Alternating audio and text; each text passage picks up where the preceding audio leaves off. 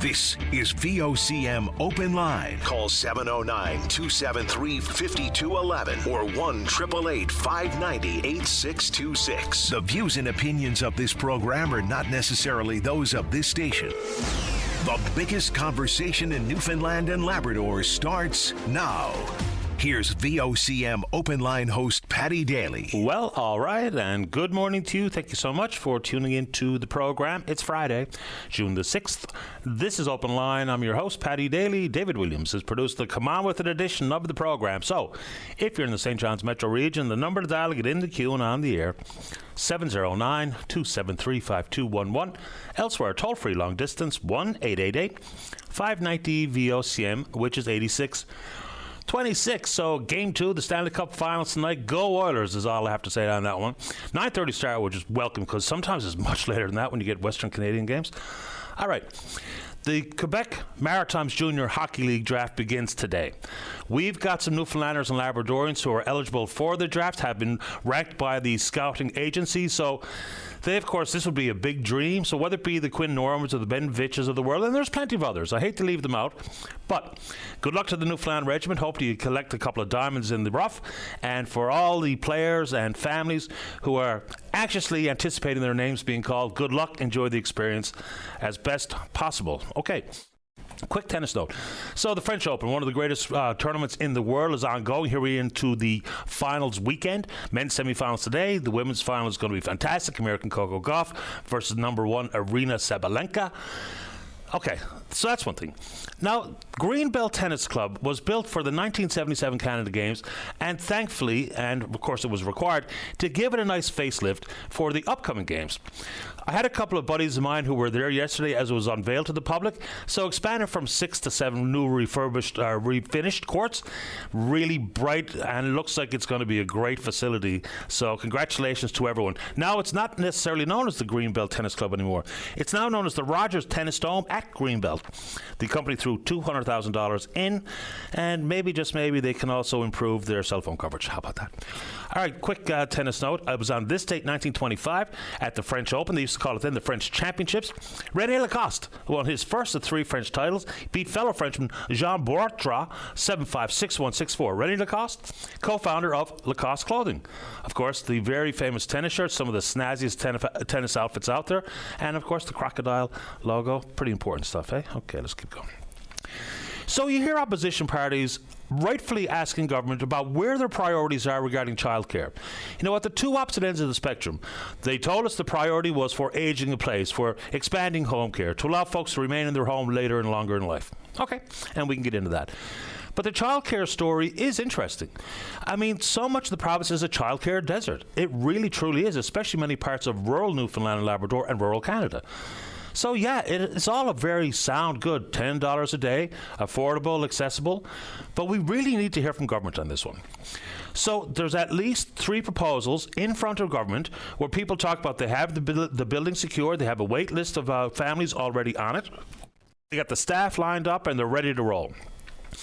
One of which, Cody Hardy, who was on this program a couple of days ago, he and his wife have already opened a for-profit, nothing wrong with that, a for-profit centre here in the city of St. John's. So they've got a built-in track record of sorts. Trying to open up another one in the old Piper's building out in Calagruis, and they're waiting. And 2 other proponents, including Jeffrey Young, who we spoke with on this program as well, on the Bay St. George. Look, if it's about funding, then that's one thing. Because now they're not only not getting answers to some very fundamental questions, but the silence is deafening, apparently. So, come on, government, exactly what's going on here? If it is a priority, and if it's a funding issue, there's no real downside to admitting that maybe they undershot the amount of money they required to actually appropriately fund these operations. In the most recent budget, $3.9 million. You break it down to, on average, opening costs, it's about 5 projects. Okay.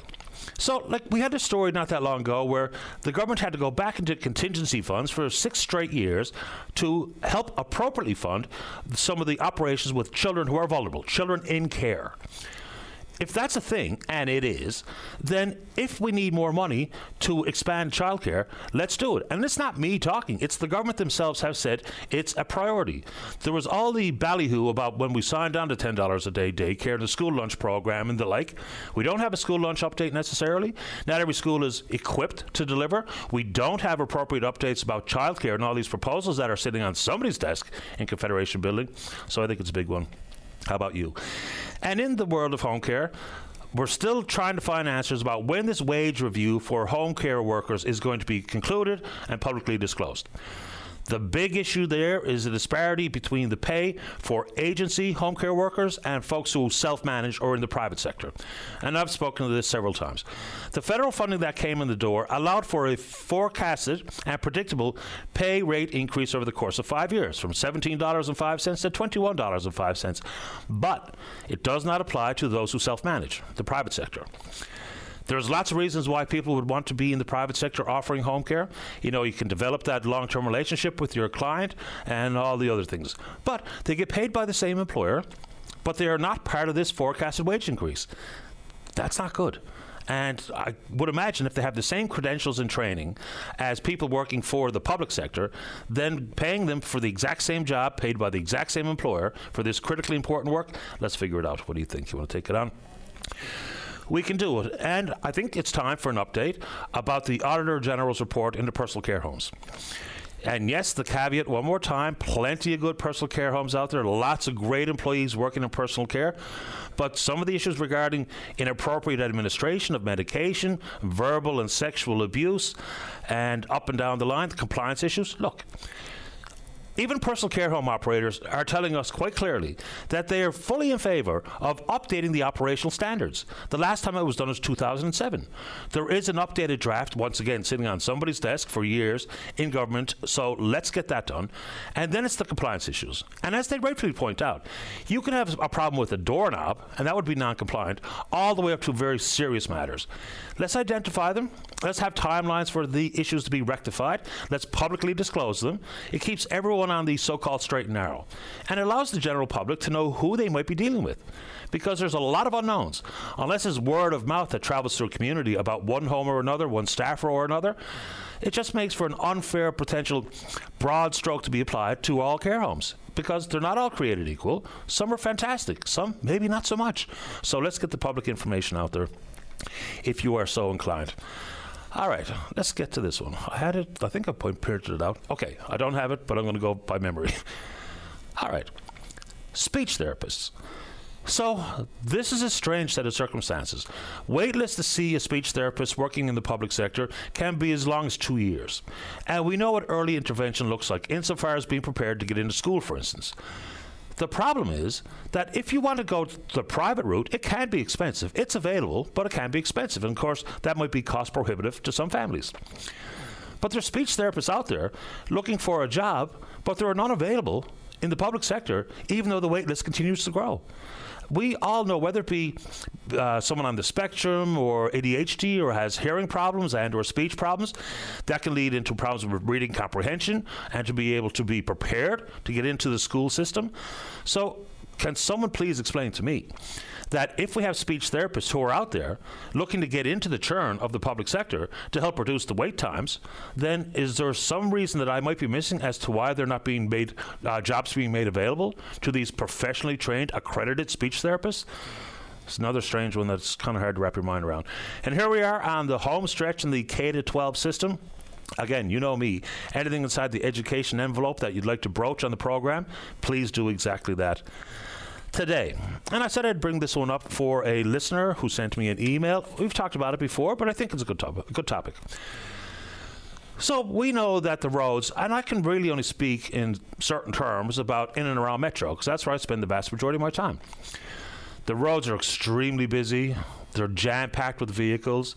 There's lots of aggressive, reckless drivers out there. There's distracted drivers out there. And, of course, the growing interest in electric bikes, e-bikes and e-scooters and the like. Look, they look like they're fantastic, and they are becoming quite popular. But we are sharing the roadway, and that's what the roads are built for. But as opposed to people driving a motorcycle and or a vehicle, electric and or internal combustion engine, we need to have a license and we need to have insurance. Now, plenty of people out there without either, but that's what the law says. Is there a conversation, and I know people who ride e-bikes and scooters will be displeased to hear this, but is there a conversation about public liabilities and the potential need for all of these electrically powered scooters and bikes to also have the requirement to have a license and registration and insurance? Because they can indeed be involved in collisions. So what happens when and if that happens without insurance by one party? So the emailer was really quite forceful in their wording of this, but I don't think it's untoward to wonder aloud and to have a conversation about whether or not insurance is a good protection for everybody on the roadway. We know what happens when people who are uninsured get into a collision. It becomes a nightmare. So these e-bikes and scooters, they're on the roads with us, and fair ball with me. I'm happy to share the road with folks, of course. But should they not have licenses and insurances? What do you think? You want to talk about it? We can do exactly that this morning.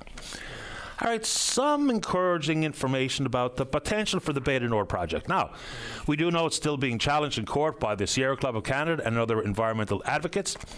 But at the Energy NL conference, you know, it took all the air out of the room when it was announced a 3-year stay or stall back in May of 2023. But now it looks like they're ready to go to market to select a Tier 1 FPSO contractor. They do go on to say that this is a little bit ahead of schedule, how they would normally proceed, but they're talking about a final investment decision by 2027, first oil around 2031. The big question here, and I mean, some folks might not want to see this proceed and others absolutely do, is what the final benefits agreement looks like. Because apparently the government is still hell-bent for leather to have an equity position, talking about 10%. Then we have the complicating factor of Article 82 at the United Nations, where outside of our economic protective zone, any development would see some monies be paid to the tune of hundreds of millions of dollars to developing nations. The province didn't sign on to it, the country signed on to it. Ecuador doesn't want to pay it. Of course they don't. So who will? And then one of the biggest questions, what the benefits agreement will look like insofar as work to be done here. It's always been the case. I mean, just remember back when at Hebron, and they didn't want to do some of the work that was included in the benefits agreement here. So what did they do? They did exactly what they wanted and just paid us a fine. A fine is okay for money flown to the government, but there's nothing quite like someone being put to work and getting paid as an individual. Yes, pay your taxes, but government money is different than money in my pocket. So what will that look like? How active will it be? They've sort of implied that a lot of the work may indeed be done elsewhere, whether it be in Texas or South Korea or where have you. And of course, there'll be lots of subsea work to be done by companies here in this province, but lots of people and repeatedly send me emails about how many jobs will be there. What are Trades NL saying about this? It's a good question.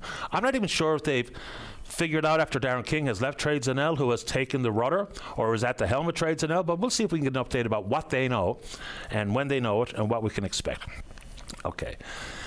Just very quickly, trade numbers. Not a good scene. Canadian exports to the United States fell by more than 15% in April. Of course, the whole tariff business. Inside the world of steel and aluminum, now that it's doubled to a 50% tariff, folks working in that industry say basically the American market is closed in full. Might not be a huge impact in this province, but if you hear from small towns where the major employer is in the steel or aluminum business, it has been devastating. Most of it is completely unnecessary and at the whim of just one man, but that's a big deal. What also becomes an issue is nobody really knows what's coming tomorrow. The unpredictability and the uncertainty is a huge problem. Now, we're told that the Prime Minister and the President have ongoing communications to try to hash something out here. We have not reciprocated with any tariffs, any additional tariffs.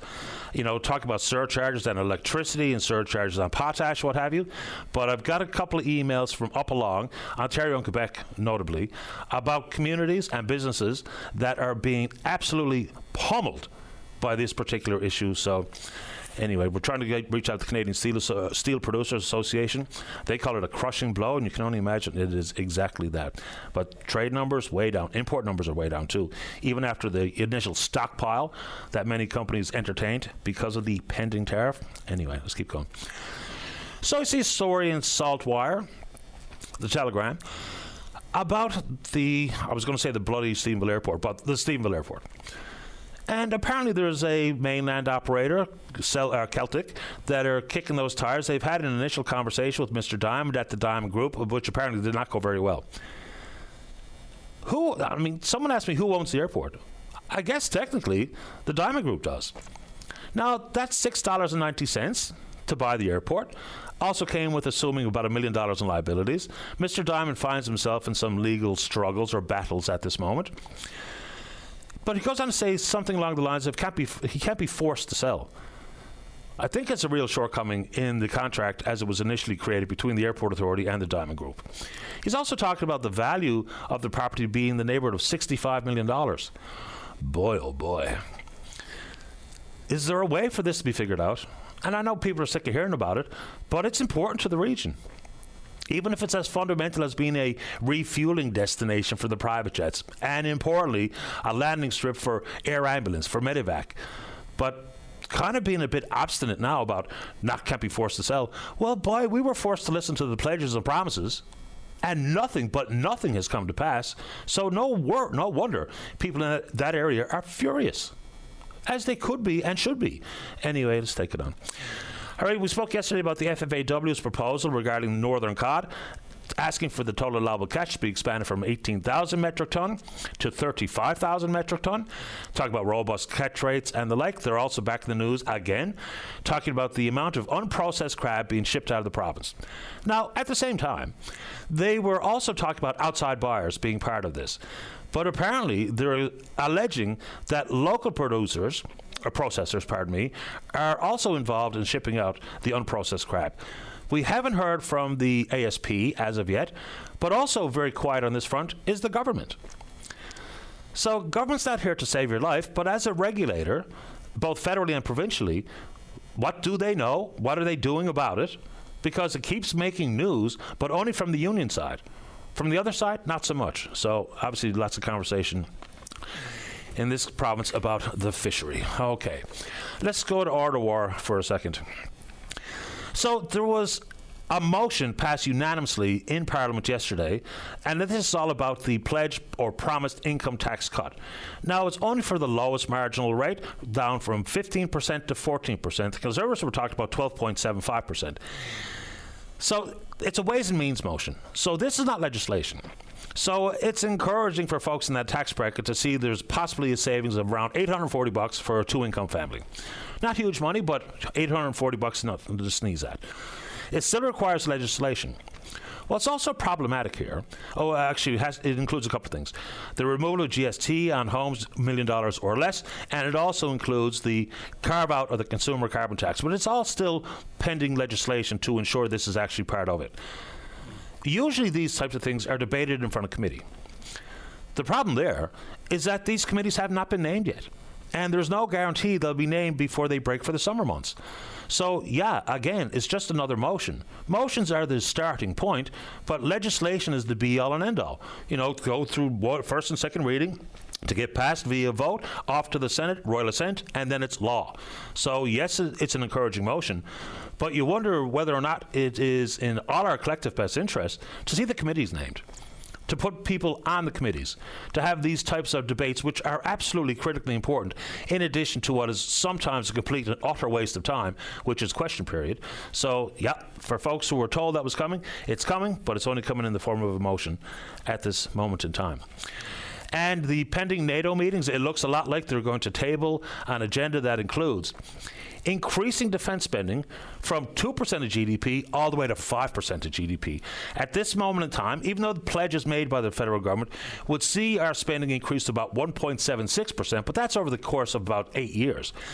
Last year, 1.3% of GDP, or that's in 2023. In 2024, it looks like it's going to be around 1.45. So there's a long road between that and 5%. Now, it would be 3.5% on basic military capabilities, the other 1.5% on defense, security-related investments like infrastructure, cybersecurity, and the like. But this is all, once again, to placate the American president. 5%, the country that spends most of the percentage-wise of GDP in the world, You would think it's the Americans. Of course, they have by and far the largest military budget on the planet, but it's Poland. Poland currently spends about 3.5% on hard military spending, 4.32% of GDP when you add all in the proposals coming from NATO. The United States, of course, the biggest defense budget in the world, spends about 3.4% on its GDP on defense. But of course, it's an industrial complex as much as it is defense in the United States. Quick good morning and condolences to the family of Joseph V. Butler, dead at the age of 93, the son of the founder of this particular corporation, Joseph L. Butler. I mean, their legacy in this province is absolutely critically important. Mr. Butler took over the helm of Colonial Broadcasting System at the age of 22. Dad, of course, died in a plane crash out doing a search for a missing girl. Mr. Butler expanded VOCM empire from McBride's Hill to open CHCM in Marystown in 61, then following in Grand Falls, Windsor, then into Gander in 68, Bay Verde in 1971, stations opened in Clarenville and Carbonear in 1981, and of course K-Rock, which was established as VOFM back in 1982. He created the VOCM Cares Foundation, and of course one of the absolute pioneers and driving forces in the communications business, specifically radio. Our condolences to his friends and his family. And of course, today is D-Day. If you want to put that on your agenda for the calls this morning, let's do it. We're on Twitter. We're VOCM Up Online. Follow us there. Email address is openline@vocm.com. Oh, keep your eyes peeled today for law enforcement who are participating in the Special Olympics torch relay. That's at Mount Pearl Paradise and here in the city of St. John's. I'm not sure exactly where they are at this moment in time, but it is taking place today, so keep your eyes open for it. Let's go ahead and take a break. When we come back, let's have a great show. That means you're in the queue to talk about whatever's on your mind. Don't go away. Come back to the show. Let's begin this morning on line number 2. Say good morning to the Executive Director at the Newfoundland Aquaculture Industry Association. That's Keith Sullivan. And good morning, Keith. You're on the air. Yes, good morning to you, Paddy, everyone listening, and happy World Oceans Week, I should start out with. Absolutely.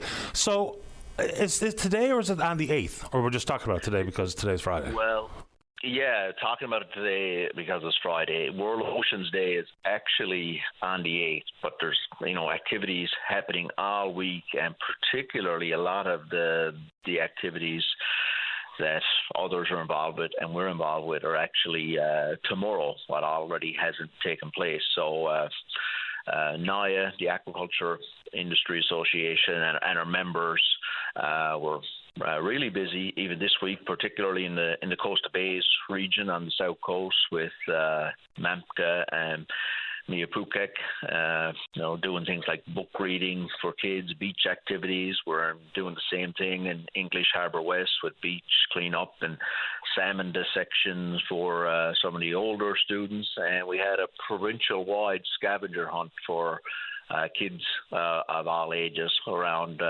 awareness around ocean debris. And so then tomorrow there's some events ongoing in the Marystown area. I know the Greek Aquaculture and the Lions Club are putting an event off tomorrow. There's a beach cleanup scavenger hunt 11 o'clock in that area. And then many would be aware of the event at the Marine Institute tomorrow. So it goes to 10 to 3. It has a lot of people involved with ocean activities. And I think some of the people advertising that were rightly pointing out it is a free event when things are obviously expensive for families. It's a great event. A lot of people there, activities for kids and good learning opportunity, in the Aquaculture Industry Alliance will be there among many others. Let's get this one out of the way, and not to be saucy, but elephant in the room kind of stuff.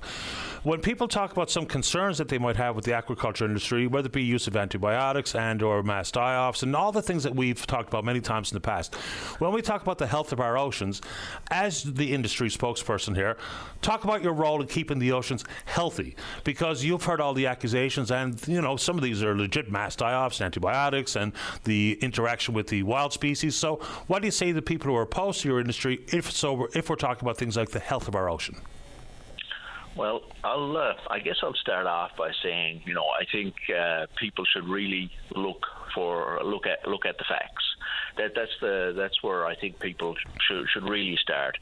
there's a lot of groups out there looking to spread misinformation, and we've seen it with the international environmental groups in the past, not shy to spread misinformation.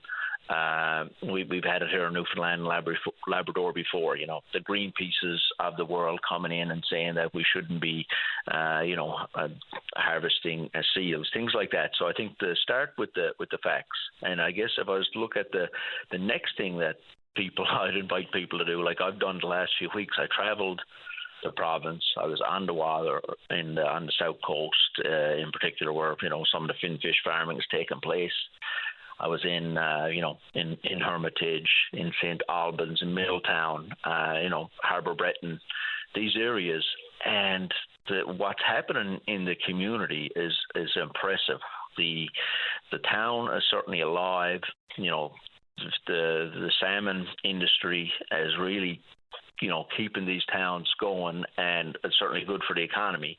And kind of getting back to what you're saying about these are really responsible, stewards of the ocean. They want to be here for a long time. Again, doing some investing in making sure that they operate in a pristine environment is important. It was the right thing to do.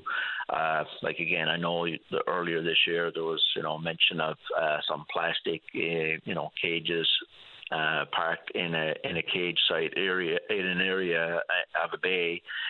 And, admitted that, ideally that certainly wouldn't have been there, and that was fully dealt with. And, I think it ended up in a good news story. I believe we talked about before that an innovative Newfoundland and Labrador company was able to develop technology. I was able to visit it last week while I was there, and, the pent-up need to recycle the plastic from the cages. It was a logistical issue, but a company took it on. And now, they're recycling and repurposing this plastic for other purposes, PVC piping and things like that. So there's legitimate, concerns, but most of it is a misinformation campaign by, obviously the Atlantic Salmon Federation really knowingly put out, old information about companies there, and it's not acceptable, and I don't think that people in this province should be fooled by that again. We, of course, have a historical relationship with the merciless North Atlantic, but on the global scale, even if we're talking about what is absolutely a biodiversity crisis in this world, there's something called the Millennium Ecosystem Assessment. We're talking about losing somewhere around 8,000 species per year, some of which are in the oceans. So biodiversity, whether or not we think that one little microscopic organism is important, the fact of the matter is, in the balance that is the ecosystem, they're all important.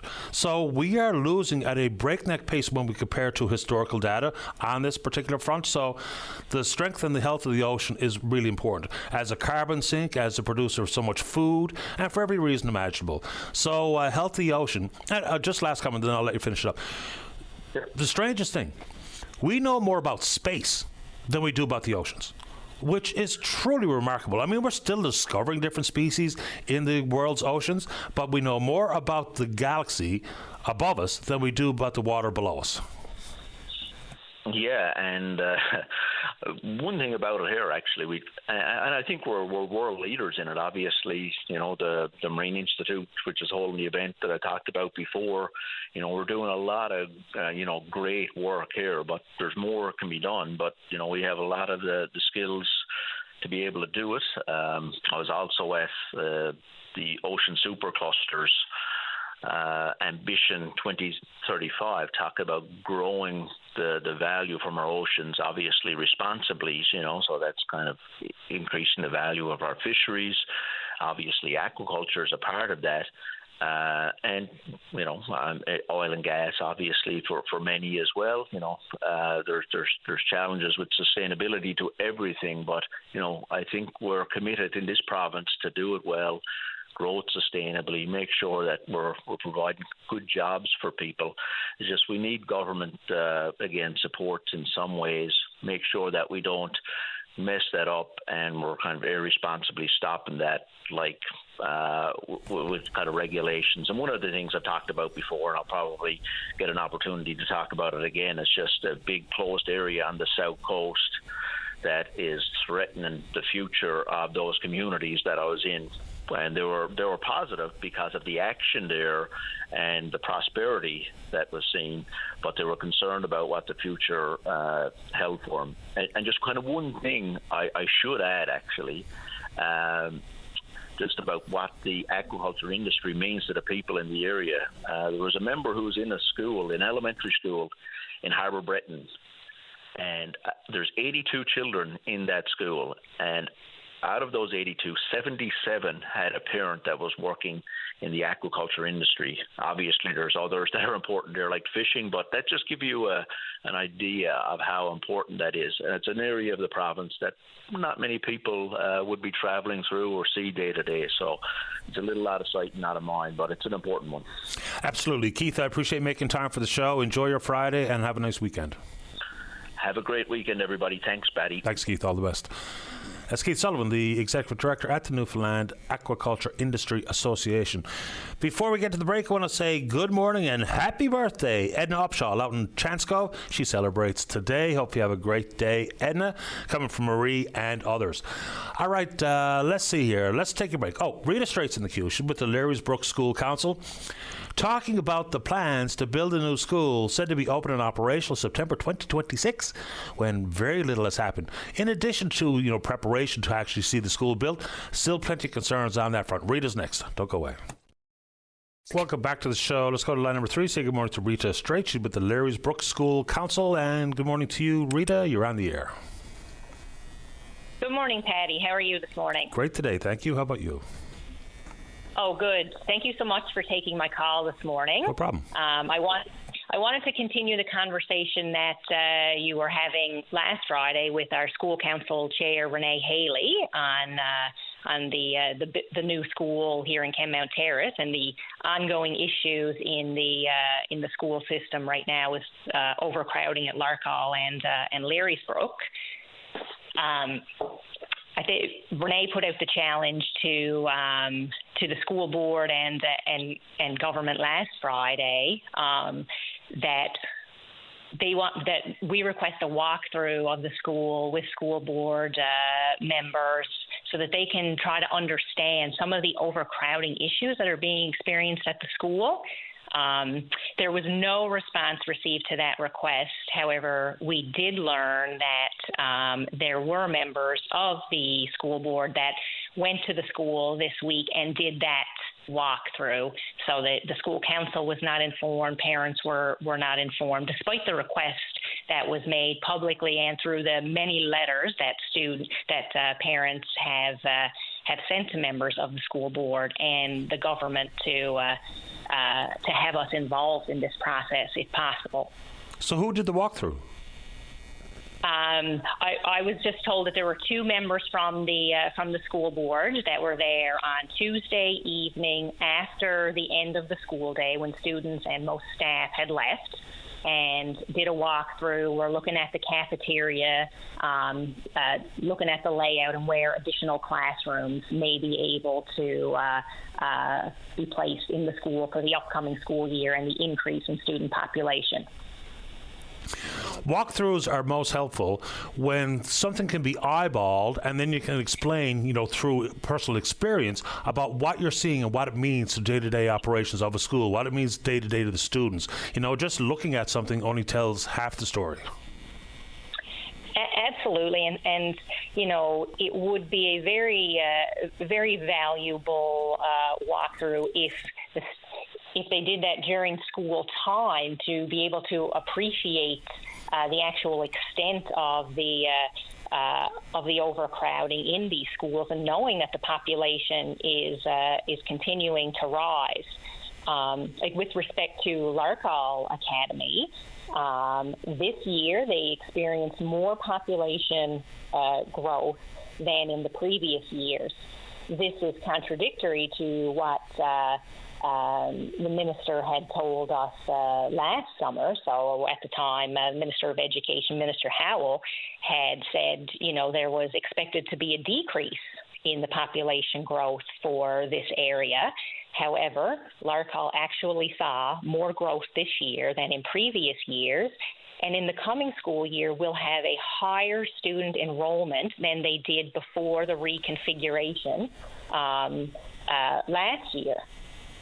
So there is no more space to put extra classrooms in the school.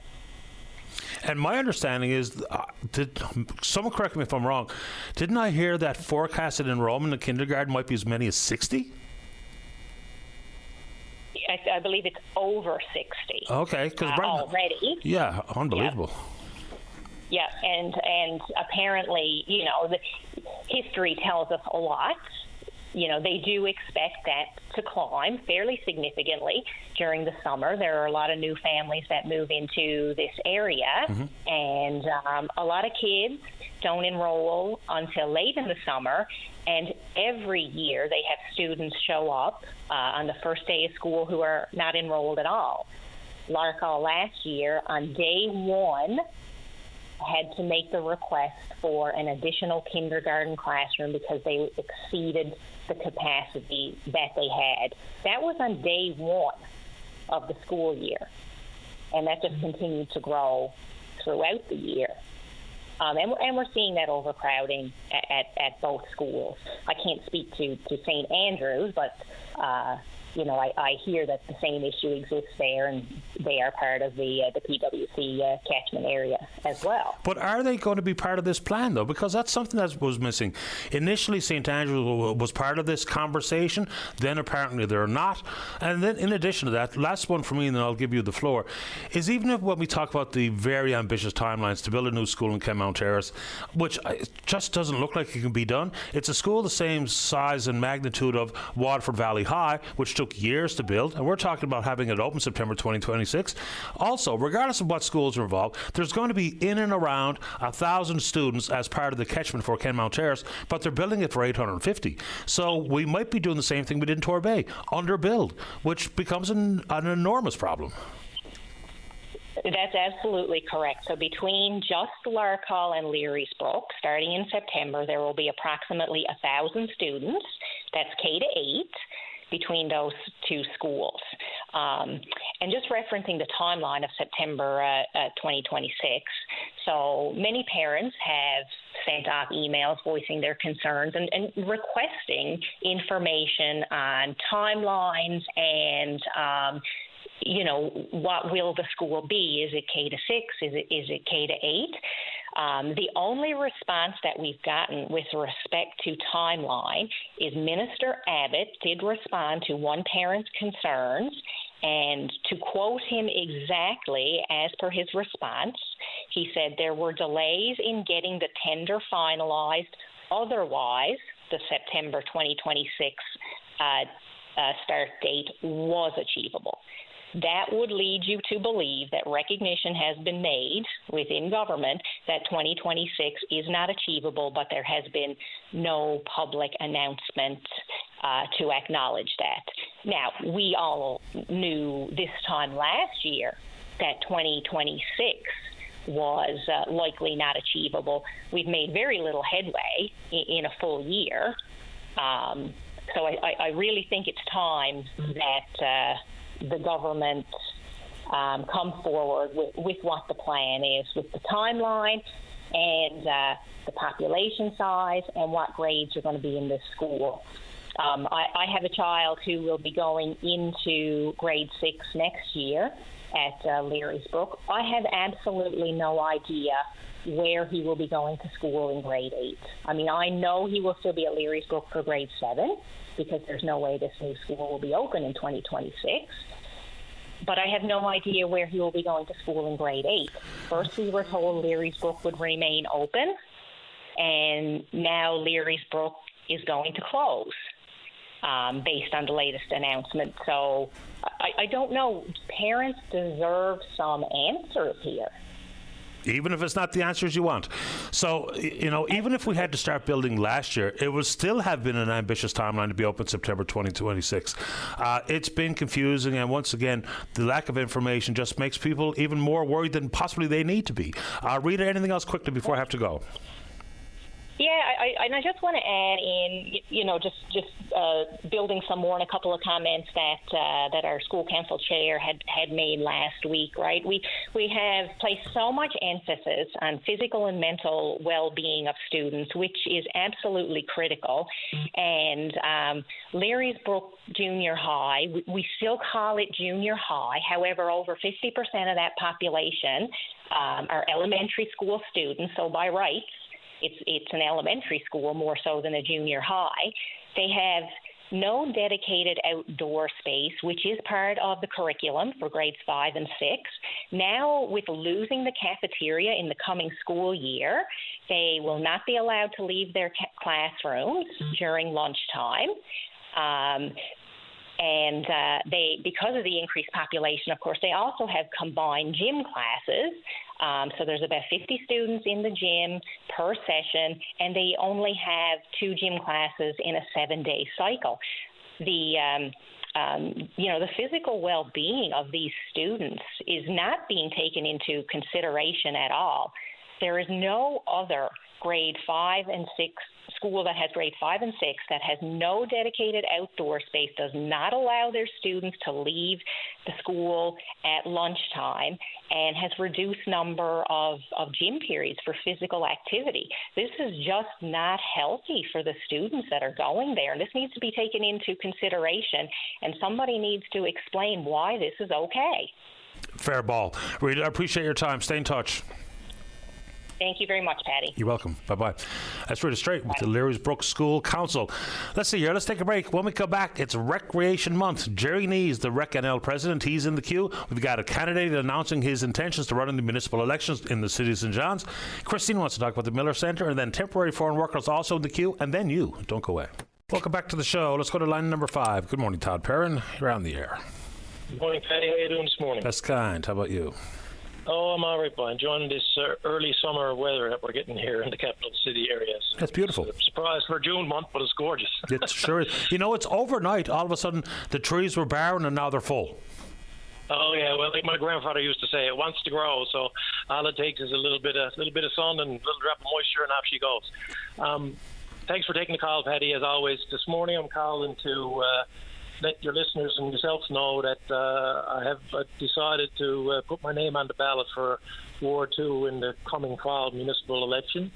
Been thinking about it, something I've been thinking about for a long time, and of course, I've been vocal in the community about lots of things over the years, but kind of never with capital P political hat on. But for me, I think the time has come to try to throw my hat in that ring and get in the room at the council table and try to bring my perspective and experience to St. John's, and hopefully help the folks that get elected in the fall to keep moving the city forward in a positive direction. So in a hypothetical world, you get to set the agenda here, even though you're just a candidate at this moment in time. So if you had your druthers, what's at the top of your list? And it doesn't have to be one. It could be a couple of items that you think we don't talk about enough, or we're on the wrong track in dealing with something. Well, I mean, it's Newfoundland and St. John's in particular. I mean, we talk about lots of things a lot.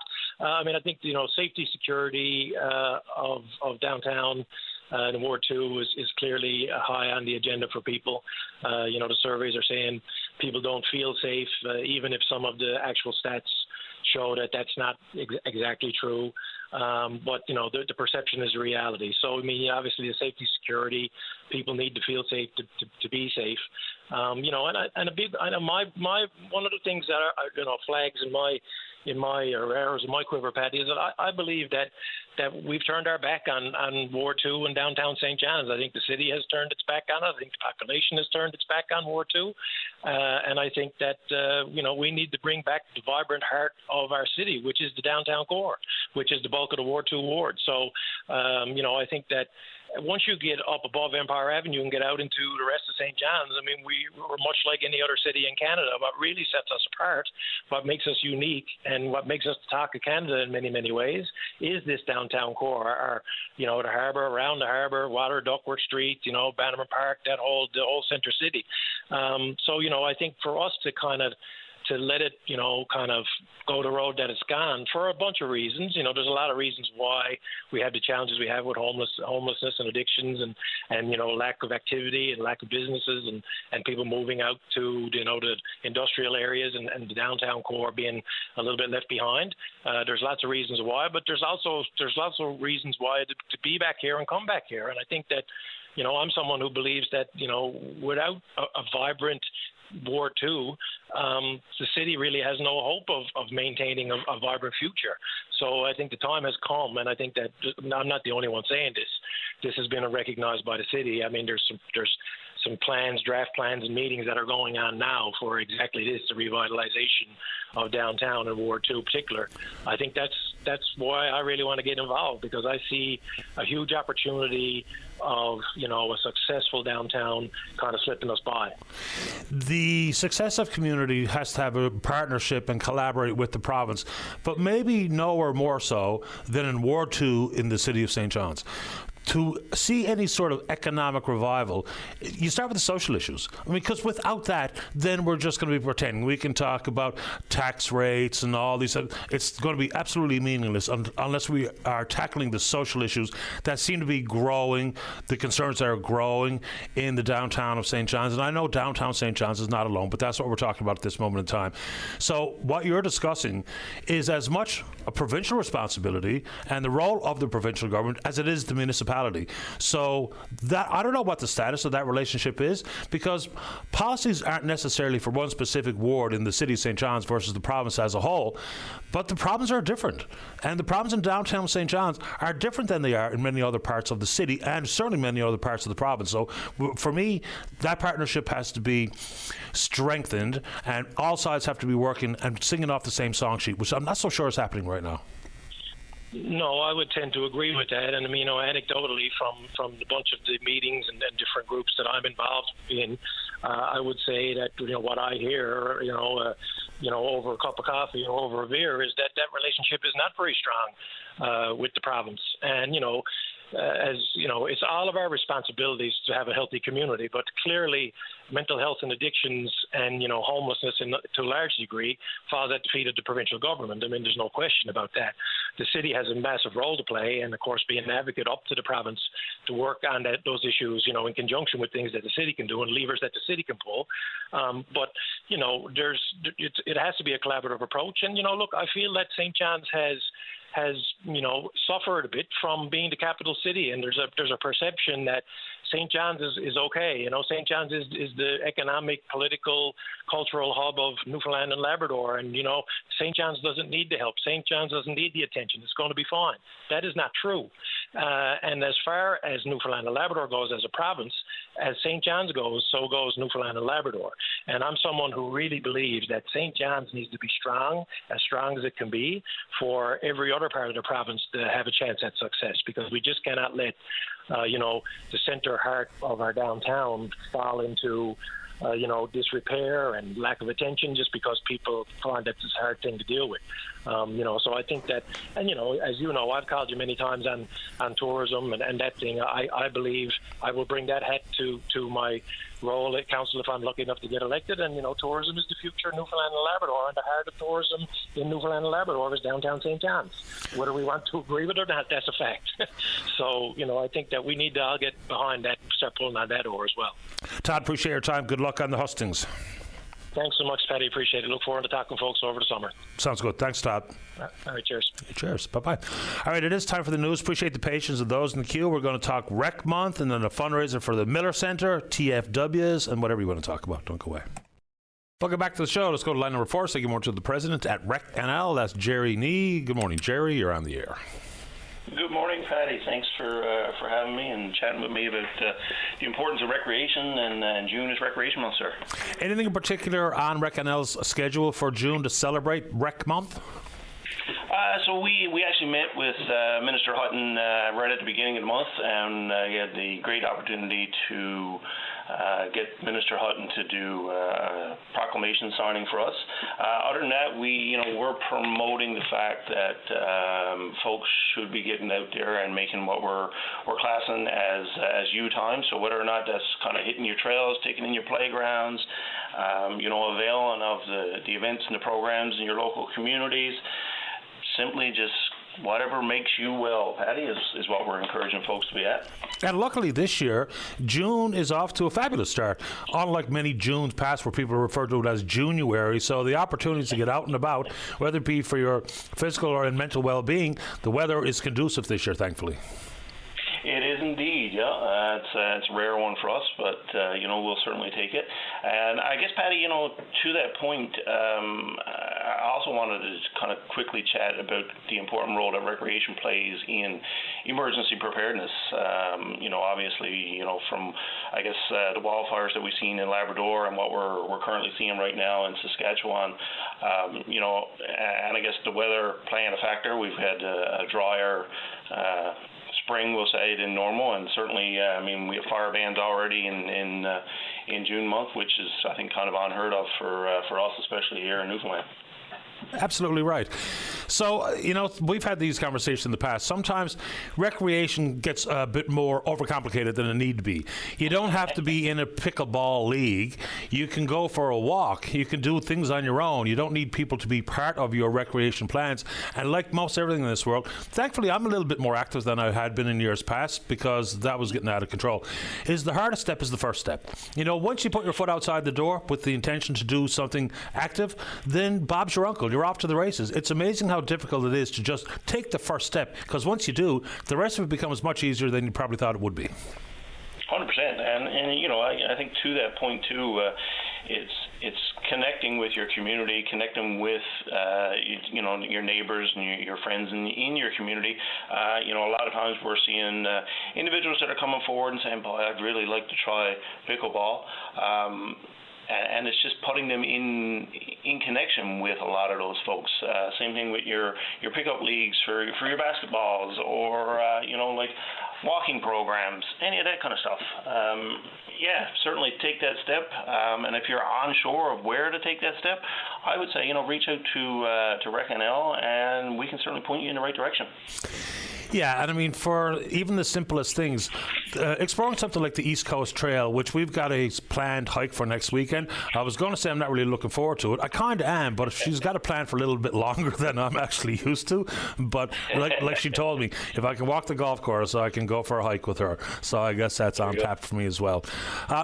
Jerry, this is a very specific question about rec, but the explosion in the popularity of pickleball and the fact that it gets your heart rate up, I've seen people from ages 5 to 65 and older playing pickleball. It's amazing how popular that's become so quickly. Yeah, 100%.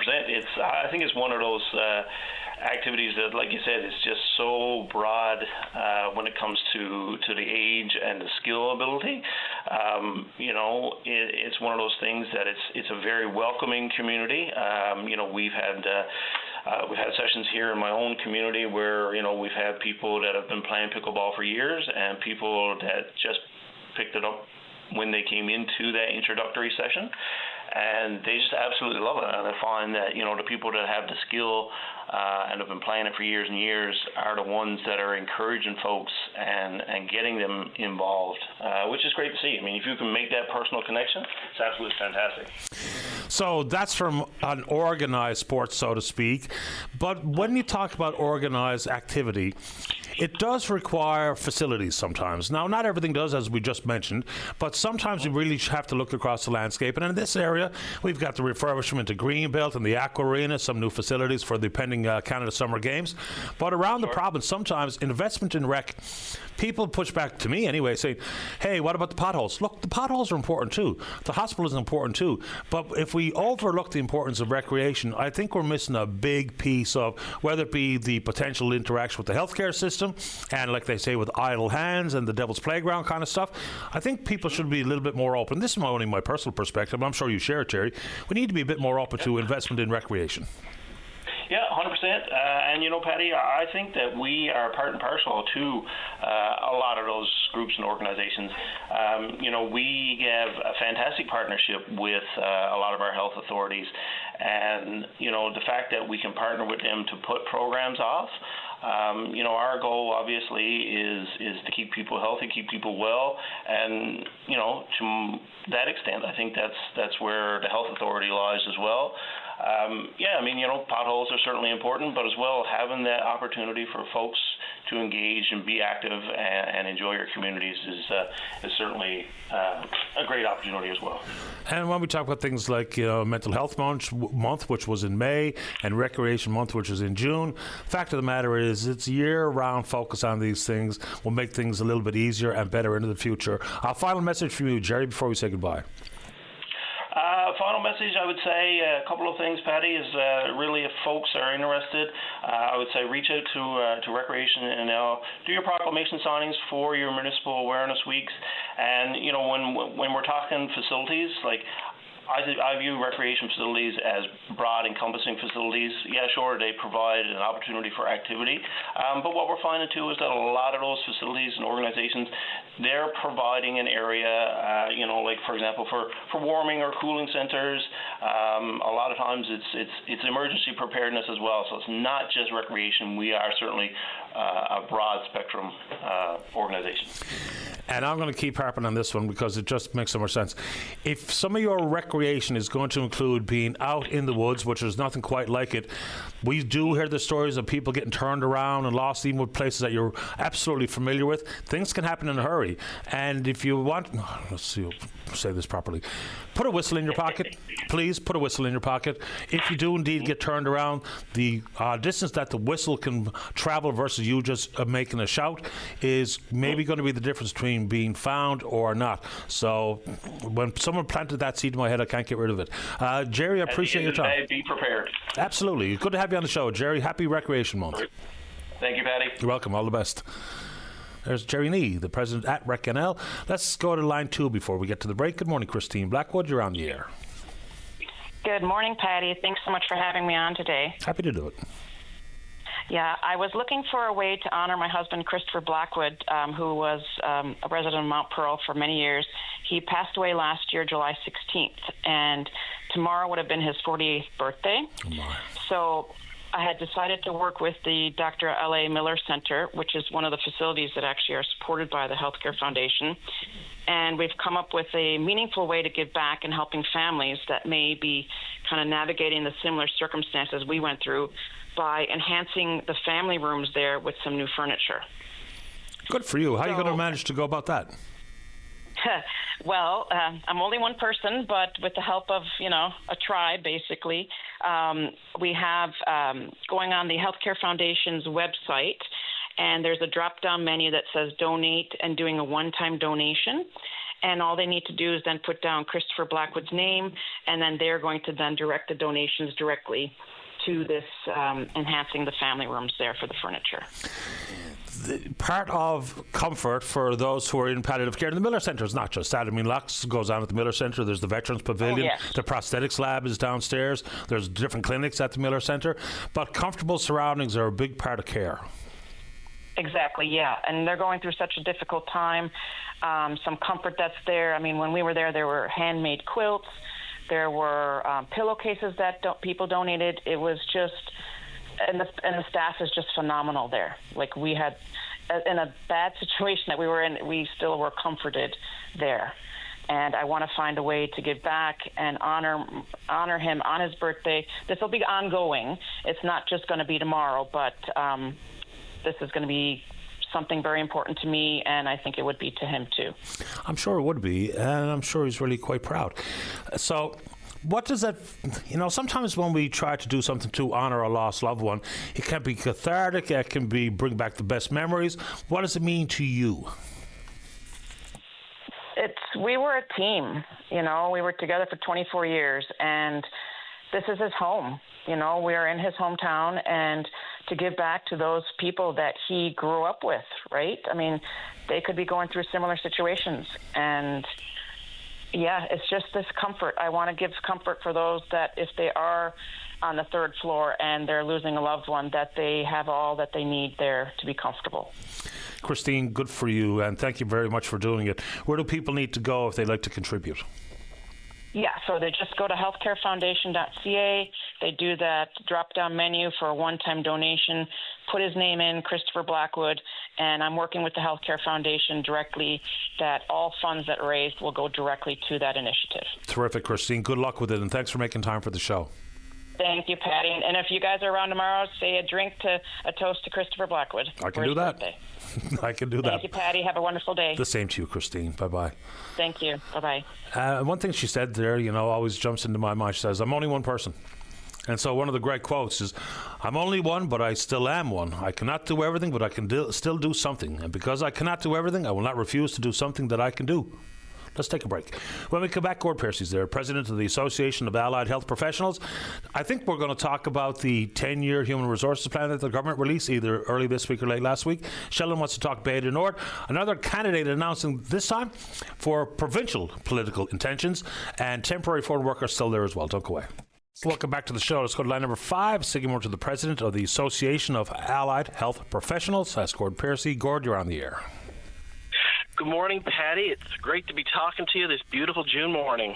Happy to have you on the program, Gord. We've heard from various organizations about the 10-year healthcare human resources plan. Where does the Association of Allied Health Professionals come down on it? Well, Patty, I tell you, we've had a busy week because we're actually into our BGM today, actually, and probably talk about that in a second. But the Health Human Resources Plan, there's a lot there. As you know, it's a document of over 500 pages, so hard to do a deep dive on it. But 6 of our disciplines were profiled in that, and of course there was a lot more because they're not all encased in our bargaining unit.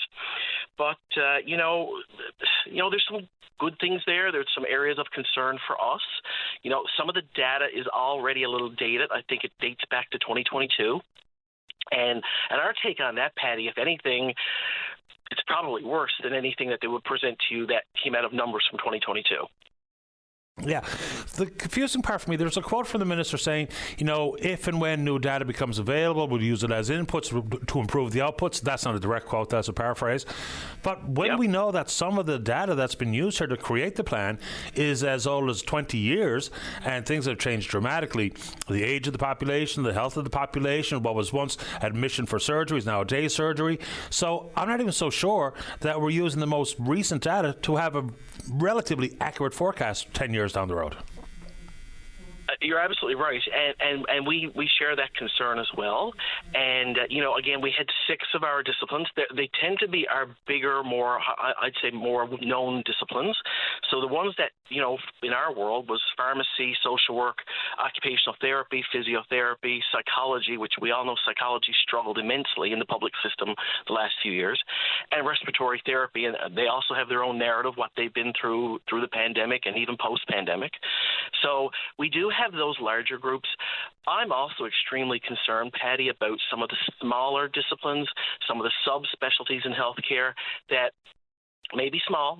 Maybe a lot of people don't even know or even recognize or understand what they do, but they are inside the healthcare system also providing extremely valuable services. There's obviously people will focus in on the biggest cogs in the healthcare wheel, but like most wheels, when a certain cog is broken or ignored or displaced, then all of a sudden those big cogs don't work as efficiently as people think they should. Absolutely. We often say sometimes, you're just moving the logjam further down the river, and you're absolutely right. When you get those hiccups, when you get those problems, when you get something that is short-staffed or what have you, it creates more tangles, more, wait list blow up further. A quick example, we have, I think, 10 funded genetic counselor positions in the province. Not a big group. They're providing a provincial service. What discipline is that? I'm sorry, Gord, I didn't hear it. Genetic counselors. Okay, genetic counselors. Yes, genetic counselors. They're a small group provincially, and I think like you said, about 10 funded positions. But Patty, you take 2 positions out of that. Doesn't sound like a lot. 2 positions, okay, because there's vacancies all over the system. We know that. But when you take 2 people out of a 10-person workforce, that's 20% of the work not getting done. That's 20% of the work that other people who are still working feel the need to shoulder. But most importantly, it's services that residents of the province are not accessing. Yeah, I mean, insofar as the disciplines that may indeed be smaller and not as highly recognized, what's the status of opportunities to train to be in one of these positions in any discipline that you recognize or represent, pardon me? Well, Patty, as you know, and you and I talked to Fairbrother and Collective Bargaining, a lot of our membership are trained outside the provinces. The academic programs are not even offered in Newfoundland and Labrador. So immediately we have that competition point where we got to get people out of the province to train them and then bring them back. And then some of the same thing with some of the smaller disciplines. You're also looking at very small numbers, even graduating nationally across the entire country. Sometimes you're competing not just across Canada, but across North America for these people. Yeah, that's why I asked, because, when people have to move away to be trained, then possibly some folks who might be terrific at those jobs might decide to do something else because it's closer to home, consequently save some money, live in their own home, or at least close by. So that's why I asked, because training, unless we have the appropriate accommodations or opportunities to train, then it becomes harder to backfill any position, whether it be through folks retiring or leaving for greener pastures, whatever the case may be. Absolutely. And, and then Patty, from our lens, and again, we're in our biennial general meeting here today with 80 of our members. We got about 10% of our workforce here, our membership, which is amazing. And, one of the things that we are having conversations about yesterday and today is that, whatever we want to say, whatever we want to project about, the health, human resource workforce in the years to come, I will put this out to you that unless we do some really good work inside the employer, and government supporting this piece, because they're a big piece of it as well, but if we don't do some really good work around communication, supporting the workforce, and improving workplace culture, I'm not sure any of these recruitment and retention strategies are going to work. I also have significant concerns about that.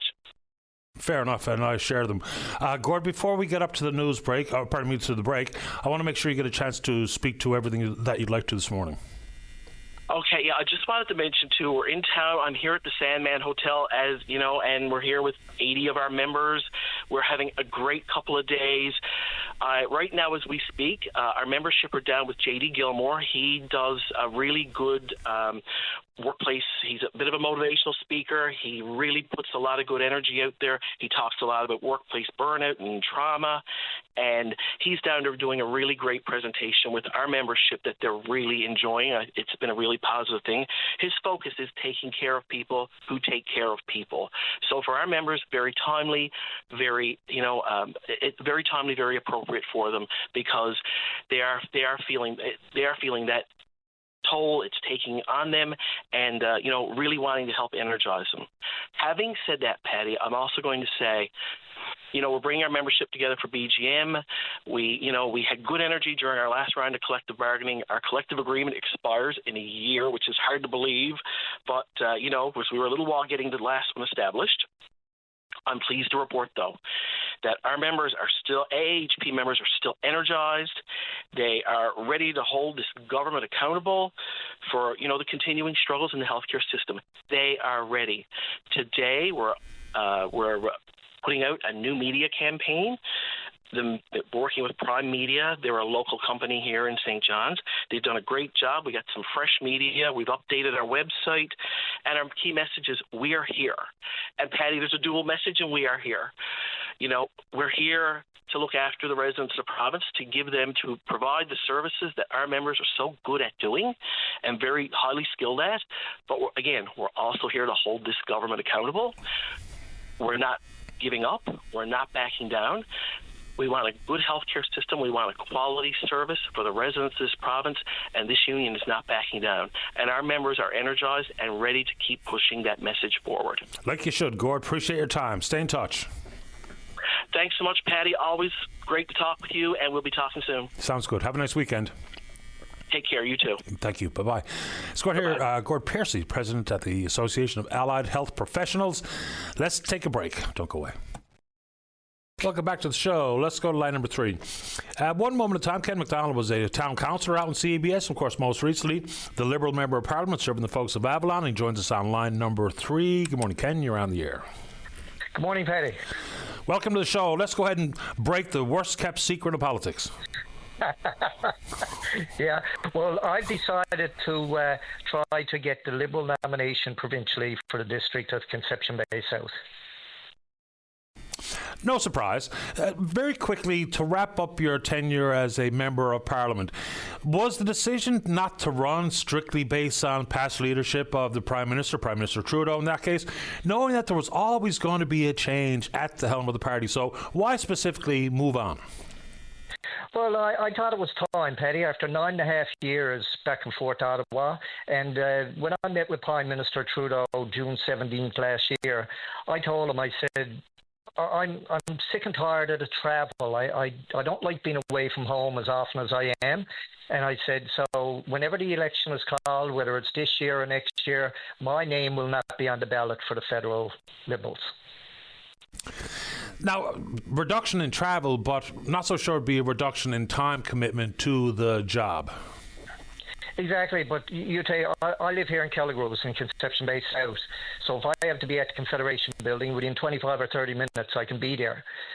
To go back and forth to Ottawa, it takes hours and hours on a plane and nothing direct. You get to take either go through Toronto or Montreal. You're half a day doing it. Fair enough. So this is not a breaking news to anybody listening to the program, but governments in this province, we have the historical context of knowing that it's not even necessarily whether or not one party or another is the preferred choice. Sometimes it boils back down to whether or not people simply think it's time for a change of party at the helm. We can look at past history in this province and it's really quite clear.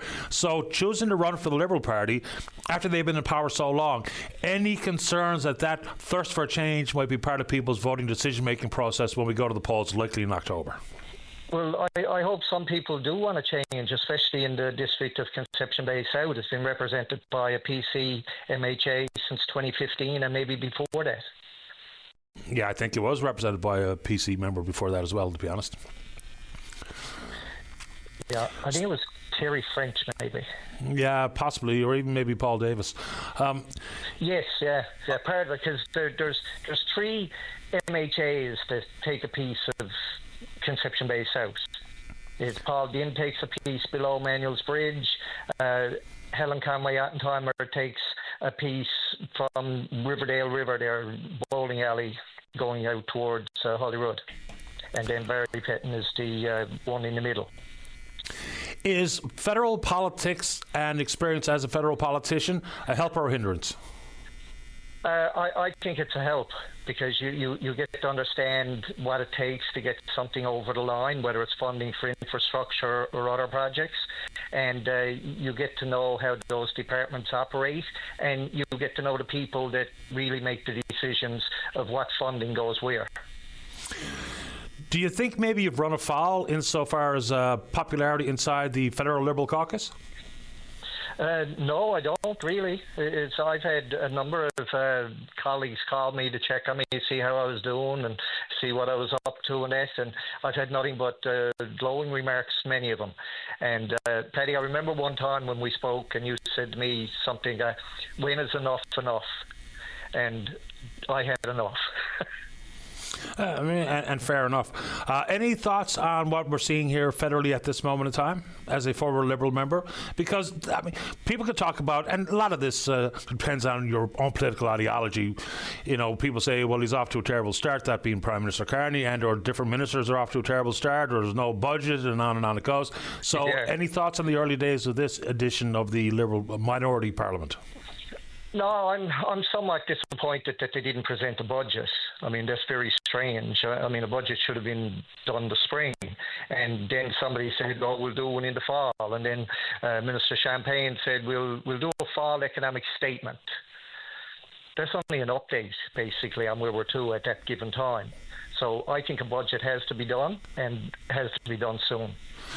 Ken, I appreciate making time for the show. Good luck in going after a seat here provincially. So that would have been all 3 levels of government: municipal, federal, and now provincial. Yeah, if I'm lucky enough to get elected, I'll be after doing all three. I appreciate your time, Ken. Thanks for doing it. Not a problem. We'll talk again. Sounds good. All the best. Thanks, Paddy. You're welcome. Bye-bye.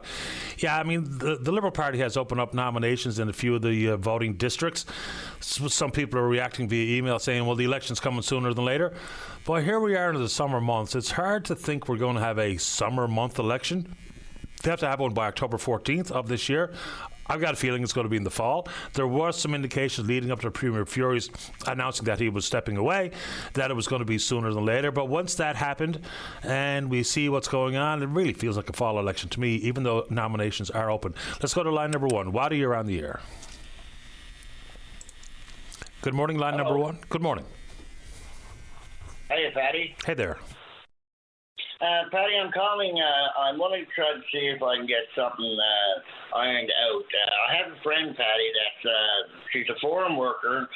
She was brought in. She worked for Daly Brothers at St. Mary's Fish Plant. She got laid off, and she's been trying to obtain work, Paddy. And you're after going exhausting so many places, Paddy, and everyone tell them that she needs LMIA. It's a labor market impact assessment. Now, in order for the employer to be able to get this LMIA, it's $1,000 to put in the application. And Paddy, as you know, today's society, no one being prejudiced or nothing like that, Paddy. Here we are today. You go in anywhere, if it's McDonald's or a grocery store, wherever have you, Paddy. We've got a lot of foreign workers here, and now this girl, she turns around, went up to Daly Brothers, done her occupation health and safety course. They stuck her in a room up there for 3 weeks with no money, and she never got no further ahead with it. And she's applying for jobs, and she cannot obtain a job, Paddy. And here we are. We have our own Canadian workers that seems like, yeah, they get hired. They get hired for a week, and then they don't like that job, so they leave it. Now, this girl needs a job desperately, because if she doesn't find a job, they're going to send this girl back to the Philippines. And she's a able worker, and again, that is Canada. We're doing it for everyone else. And this specific individual, she cannot obtain any work, Paddy, and it all comes back to this LMIA. Labor market inspection assessment. Right, and that labor market impact assessment, that's on the employer to do, so that they can get granted temporary foreign workers to work wherever it is, in the fish plant or anywhere else. So is it the case that because she's here as a temporary foreign worker that was working for a specific company, being the Daly Brothers, that she cannot be hired anywhere else because her TFW is simply for one company? Is that what that means? Paddy, I'm not sure, but I'm going to jot that down. TFW, you said? Yeah, well, temporary foreign worker. So my question, and I should know the answer to this one, but I don't, is if I'm a temporary foreign worker, let's say specifically the Dalys, and I come here and then I lose that job or I get laid off, does that mean that I cannot apply for a job as a temporary foreign worker with another company? Like, is it as fundamental as that's the hurdle? And or does she need to get on a different path? Like application for trying to achieve her permanent residency, something like that, which would take her out of that very specific temporary foreign worker pool and put her into a general pool where there would be no hiring restrictions. Right. Good point. That's what I mean. That's why I called in to talk to you today, Paddy, because talk to this person, that person, they don't know what they're talking about. In regards to our local MHAs and stuff like that, they're all good when they're getting their elections, Paddy, but when it comes time to help people, I'll get back to you. So 6 months left by, and you still haven't heard from no one. But again, on my for you to just to give me that TFW, that will be addressed. Dave actually, Paddy, had rang the phone off the hook, and it all comes back down to the LMIA. But in the same sense, Paddy, the LMIA would be paid by the employer. And in the fact that you're hiring a foreign worker, I'm sure, now I'm not no government official, I assure you that, but I'm sure that the government, federal or provincial, would reimburse that employer to have that employee work at his establishment, whatever it may be, if it's a food injury, whatever injury she may work in. Yeah, it's not full reimbursement. There are some support dollars out there, but it's not like they cover the salary in full. That's not a thing.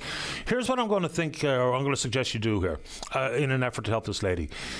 A lot of the different moving parts regarding that program, if you Google up, let's see, business legitimacy Canada.ca. That'll bring you to a landing page that talks about the exact specifics for the employer and I think for employees that fall into the temporary foreign worker program. So if you do that, I think you'll probably get pointed in the right direction. Secondly, if you call a member of Parliament's office, of course, they're now sitting in Parliament and maybe you just need to speak with a constituency assistant that can give you the information to be on a different path for whether it be asylum seeking or whether it be permanent residency pathway or something. So those two things, Google up business legitimacy Canada.ca and also get a constituent assistant to describe to you what alternative paths are to get out of the temporary foreign worker program to be into the general hiring pool. Yes, that sounds great, Patty, because she said the poor girl is there and now she's to a point where they're saying if you don't have a job within a couple of months, you will be deported back to the Philippines. And this is a shame because she's a hard worker, and the information you give me there was more than we had. So I really appreciate your time this morning, Patty. Yeah, no problem at all. Keep me in the loop. Let me know how this works out. Yeah, I sure will, buddy. You have a great day, and enjoy. You're in office, so you're not enjoying too much sun, but enjoy your evening. I will do exactly that. I'm looking forward to getting out in the sunshine here right at 12 o'clock. Actually, I got some busy work I have to do right after the show, but I appreciate that. Hopefully you have a nice weekend. Let me know how it works out. Okay. Thank you, Patty. You're welcome. Bye-bye. It's something I should have an answer to. Remember, the temporary foreign worker program changed dramatically recently, and I guess that was, in a reaction to what we were seeing regarding pressures on housing and the like. Big problem was that employers were buying fake labour market impact assessments, which is just ridiculously disgraceful behaviour. Then they changed the numbers of people allowed in on the low wage stream, and there's a high wage stream too, but they're two different things. Then they reduced it from 2 years to 1 year, and then they reduced the numbers even further insofar as how many would be allowed to come in on either stream. In the high wage stream, I think they were talking about 34,000, which is not a lot because we're talking about things like international engineers and doctors and the like. But the low wage stream is really where the popularity of it is. The low wage stream, let's see here, jobs where the wage offered is below the provincial median. I think that's how it's calculated, plus 20%. Anyway, let's take a break. When we come back, Marilyn's there right to respond to Waddy. Don't go away. Welcome back to the show. Let's go to line number 4. Marlene, you're on the air. Hey, how you doing, Patty? Great today. How you doing? Pretty good. I was sitting here listening to your program and doing immigration stuff, and I thought I'd just call in to clarify a couple of things that you guys talked about. I'm no expert. I'm not an immigration expert. I'm just an employer who assists staff with getting permanent residency eventually, and have been doing that for a number of years. Okay. What clarification can you offer, Marlene? So it's not as easy as people think to go from. So the person that came here with if they came with a fisheries, they would have come on a closed work permit through an LMIA program, yep. Correct? Mm-hmm. And then that's closed. So once that job is done, the employer is required to assist that person to get back to their home country. That person can't just go out and get another job very easily. Because they came on a closed work permit. So and they can't convert. There was a period of time where they could convert to a visitor visa over COVID because we had so many people from other countries that were stuck here through COVID that they gave them the opportunity to get jobs. So there was that period of time, but they cut that off probably last year maybe. So you can't convert from a visitor visa either back to a different work job. So essentially, if you're here on a closed work permit, the person has to exit the country return back to the country in a different job position. It's not going to be very easy to switch over because of the new rules that came into play last year. Fair enough. So if you are here on a TFW closed or open permit, is it required to leave the country? Say, for instance, I got the permission to be here for a year under that program, and 6 months later, I'm out of a job, and whatever the Daly's Brothers' responsibility is one thing. So you cannot apply for a new permit with a new company that also has a labour market impact assessment in front of the government? Not typically from within the country that I'm aware of.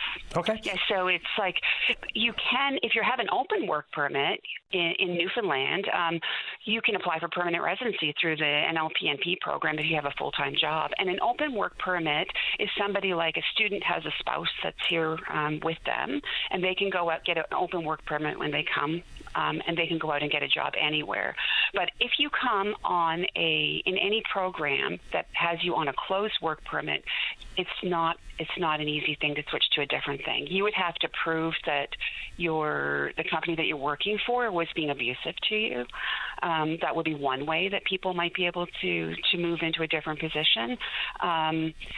But it's not just a matter of finding another person with an LMIA. And an LMIA, we can't apply for an LMIA here in Newfoundland currently because our EI rate's so high. So you have to have below a certain EI rate to even apply for an LMIA or be in fisheries and farming. So fisheries and farming were excluded from some of the new rules. Right. Isn't the city of St. John's also open to, outside of the city of St. John's, aren't there pockets of the province where the unemployment rate still qualifies? I think so. Not the unemployment rate, but there are rural program. There's a rural program that they're piloting. So there is parts of the province, yes, that have been identified as part of that program that they are exempt from that EI rate. And so you obviously have the lived experience here, so this is very helpful. So when we talk about the different pathways to permanent residency, so if I'm here on a closed permit, I cannot apply for that. I have to be here on a different program. Is that what you said? Not 100%, because well, I'm going to tell you a history. In the past, no, you didn't have to be. So Newfoundland Provincial Nominee Program, for instance, when we brought people in on an LMO, it would have been called years and years ago, they had to be living here, working here full time for 6 months, and then they could apply for permanent residency under Provincial Nominee Program. So they do have an opportunity, but they have to have 4 months left on their work permit. They have to be in status. So the person that was on the telephone, it sounds like they're not out of status because they have 90 days once they are out of status to try to fix their status. Do you know what I mean? I think so. That somebody cannot have a job, be finished their job, and they have a 90 days before they have to actually exit the country. If that person that was working in the fish plant had applied for another job that qualified them to actually avail of one of the pathways to permanent residency, which are really limited right now, they could apply then, but you have to have 4 months left in the job that you're working. Not going to ask you what industry you're working in, but I'll ask this in a very covert way. Have you and I spoke before? We have, yeah. Was it about a long-serving employee? We have, yep. Okay. I just wanted to make sure I figured out who I knew I was talking with. Marlene, very helpful information. I'm glad you called this morning. Anything else you'd like to say while we have you? I would love to have a chat sometime about some of the stuff that has been coming up about the panhandling that you were talking about earlier, but I really don't have time today. Okay, we'll do it another day, and I appreciate the call this morning. Take care. You too. Bye-bye. Bye-bye. All right, that was helpful information. It's the best part of the show. I know what I know, and there's plenty I don't know, but when people are listening say, no, I could probably fill in a few blanks here, that's the very best part of it. So please do exactly that as a listener. If you hear, whether it be a caller and or me trying to fumble around for the appropriate, accurate information, and you can help fill in the blanks, please do it. Let's take a break for the newscast. When we come back, Sheldon, you're next to talk about Beta Nord. Don't go away. You're listening to a rebroadcast of VOCM Open Line. Have your say by calling 709-273-5211 or 1-888-590-8626 and listen live weekday mornings at 9 a.m. Welcome back to the show. Let's go to line number 6. Good morning, Sheldon. You're on the air. Yes, good day, Patty. I'm a concerned tradesperson in the province right now. I read an article this morning that's talking about the Bay du Nord project, and I guess Equinor has a path forward for that project. But I don't think it's in the best interest of the tradespeople of Newfoundland and Labrador. What they want to do now is they want to bring an FPSO in the province that's already completed. And so basically that will bypass all the tradespeople and all the suppliers and stuff in the province. So I really don't think that's a good way to do that project at all, you know. We've lost out on a tremendous amount of work already here in recent years. I know with Synovus project down in Argentia, the topsides left Texas there, I think, 2 days ago to travel up here. So that last project, I think, may have been sanctioned by the Liberals and by Dwight Ball, and so that project was basically taken away from us also. So it looks like the Liberals, you know, are going to do the same thing again. And right at this current time, Patty, like, we have no work whatsoever. We're kind of starving in the province, and you know, I think something has to be done this time. I think the tradespeople and the unions, you know, have to get together and, you know, have to have a stronger voice, you know, when it comes to these projects. I think, you know, maybe a protest or something at Confederation Building should be in order. And I think that all the trade unions, you know, electricians, millwrights, iron workers, you know, pipe fitters, you know, should join forces with this time, and Trades NL should head this up because this is totally unacceptable. You know, I think we have, you know, the Atlantic Accord in place, you know, to give the tradespeople, you know, potential work out of their natural resources, and I'm not too sure if it's working in our favor. You know, you know, we're just not seeing the benefits from our offshore oil and gas like we should. You know, there's millions and millions and millions of person hours that's being given away to other countries, and I don't think it would be allowed to go on in any other province. You know, there's a small population, and there's not enough people that's speaking up about this. So I think it's time now. Enough is enough. You know, we're starving here in the province. We have no work. You know, I'm an experienced tradesperson myself with multiple red seals, and I don't even have enough hours for an unemployment claim this year. You know, and it's not getting better, it's getting worse. So it seems like, you know, when you bring travel nurses into the province, the nurses union do a good job, and they get up against that stuff and they put a stop to it. You know, any time the fisheries, there's, you know, problems with the fisheries, the fishermen are a really strong voice, and those guys, you know, all come together and fight, you know, a common goal. And I think that's what needs to happen with the tradespeople of this province. We're too quiet. You know, have to speak out more, and enough is enough. You know, down in Marystown also there's the largest shipbuilding facility, an offshore facility, and it's been sitting idle for, you know, 6, 7, 8 years now with absolutely no work. You know, in this area down here, you know, the population is constantly shrinking. You know, we've gone down from about 8,000 or 9,000 people to probably 5,500. You know, there's just no future for the tradespeople in this province, and it's absolutely ridiculous. You know, the tradespeople, you know, I think, you know, should feel that we've been stabbed in the back a little bit because we have built these projects in the past, you know, Hibernia, you know, the Sea Rose and the Hebron and the Terra Nova. And that's been quite a source of income for this province. And now that those revenues have been flowing and supporting, you know, the health care and the teachers and the schools and the infrastructure, it seems like the tradespeople are almost being disposed of now, that we're not needed anymore. And so these guys want to bring, you know, these huge oil rigs into the province completed. It just should not be able to happen. You know, I think the minister really needs to speak out and share his thoughts on this, and also the premier. You know, we need to hear from these guys to keep talking Churchill Falls, you know, and green energy and stuff like this. But the fact of the matter is, you know, those, you know, huge electric dams that they build in Labrador, really done by unskilled labor. It's a massive cement pour, pretty much. I think when the last project was done up there may have been 12 pipe fitters on the job per shift, and that's obviously doesn't employ not nearly enough. We have 20,000+ tradespeople that leave travel for work, like all throughout the year, and it's ridiculous the amount of resources that this province has. It should not be allowed to happen. And it seems like the Liberals keep, running and letting it happen over and over. North Atlantic right now, they're in talks to buy a refinery in another country. Yeah. Well, why not fix up the one that we have down in Cumberland?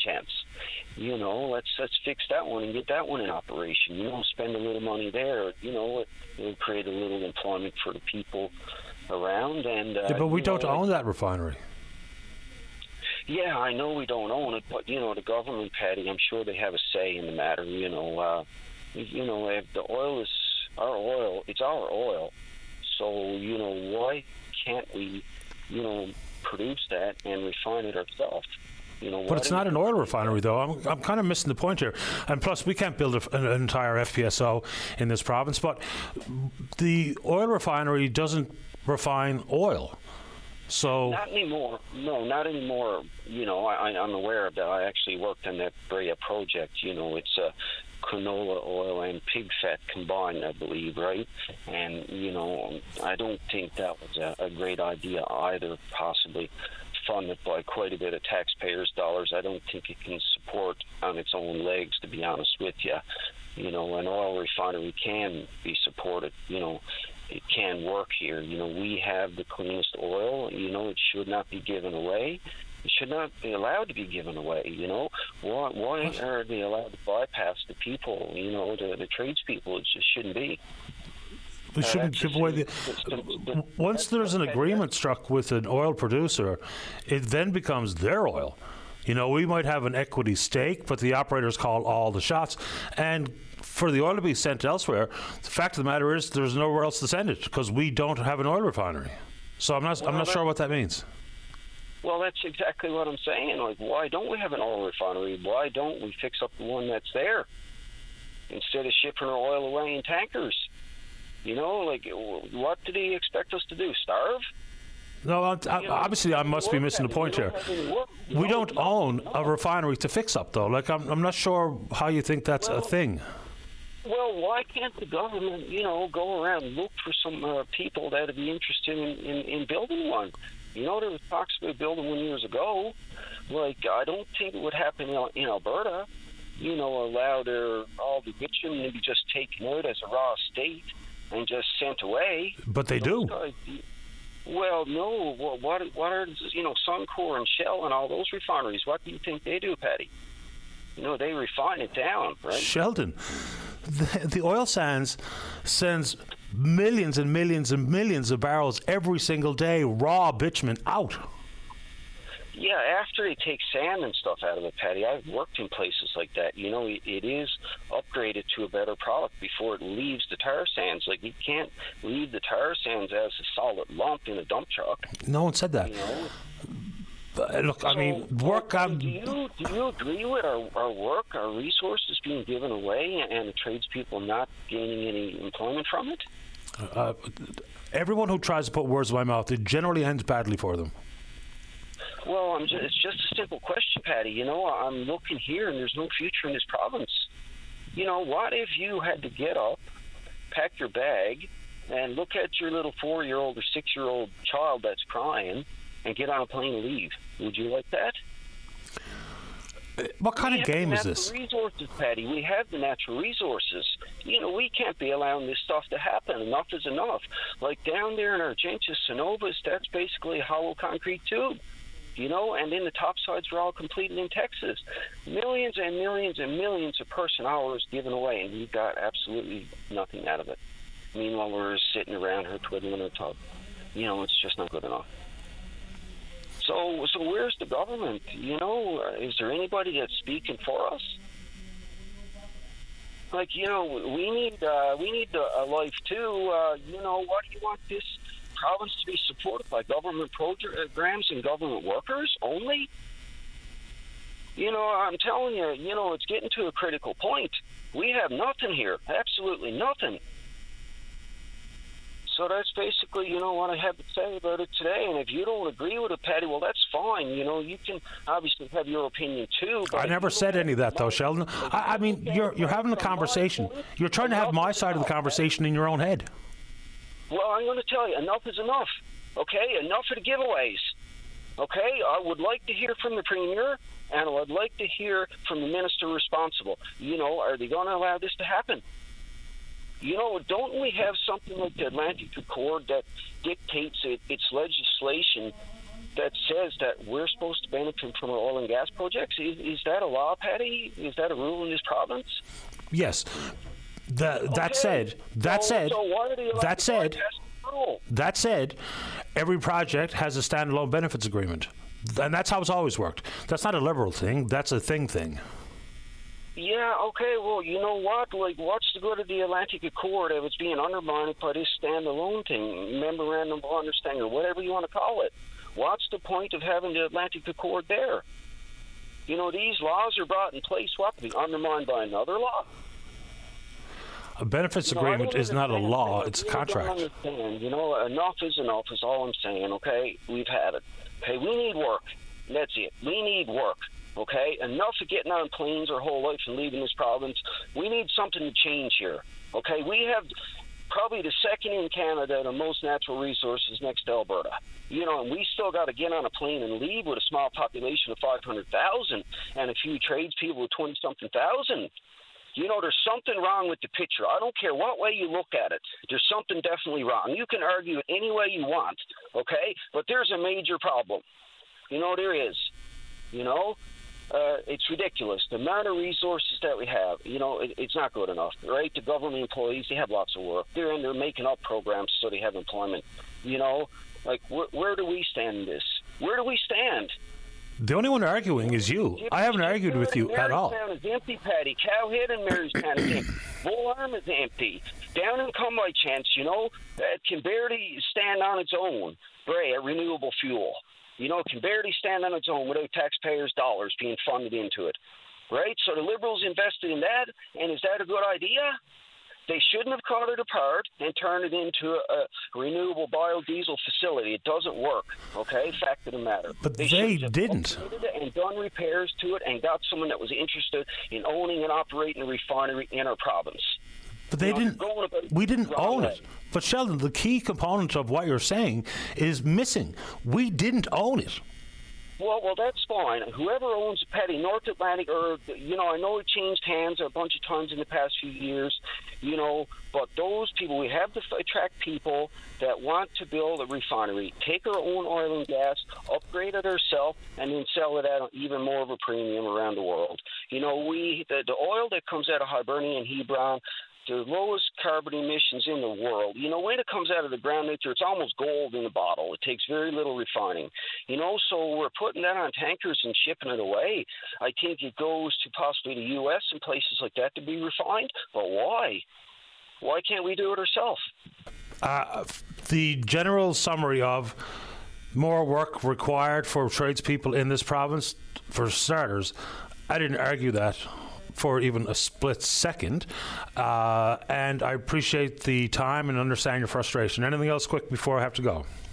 No, that's it. I thank you for your time, Patty. Take good care. Bye-bye. All right, let's take a break. When we come back, Luann Dupuis, talk about a fundraiser out in Gander for Crossroads Academy, and then whatever you want to talk about. Don't go away. Welcome back to the show. Let's go to line number 5. Good morning, Leanne. You're on the air. Good morning, Patty. Thank you for taking my call. Happy to do it.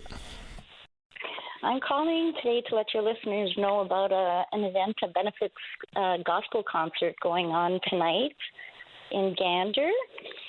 It's featuring Jesse Hutchings and some other local talent, and it'll be held at 130 McGee Road.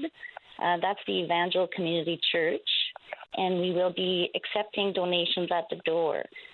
Now, this concert is in support to Crossroads Academy School, which is a new private Christian school that will be opening in September 2025. And we're very excited about it. I'm one of the teachers. that will be teaching there. So we have the space, we have the curriculum, we have the teachers, and now all we need are students.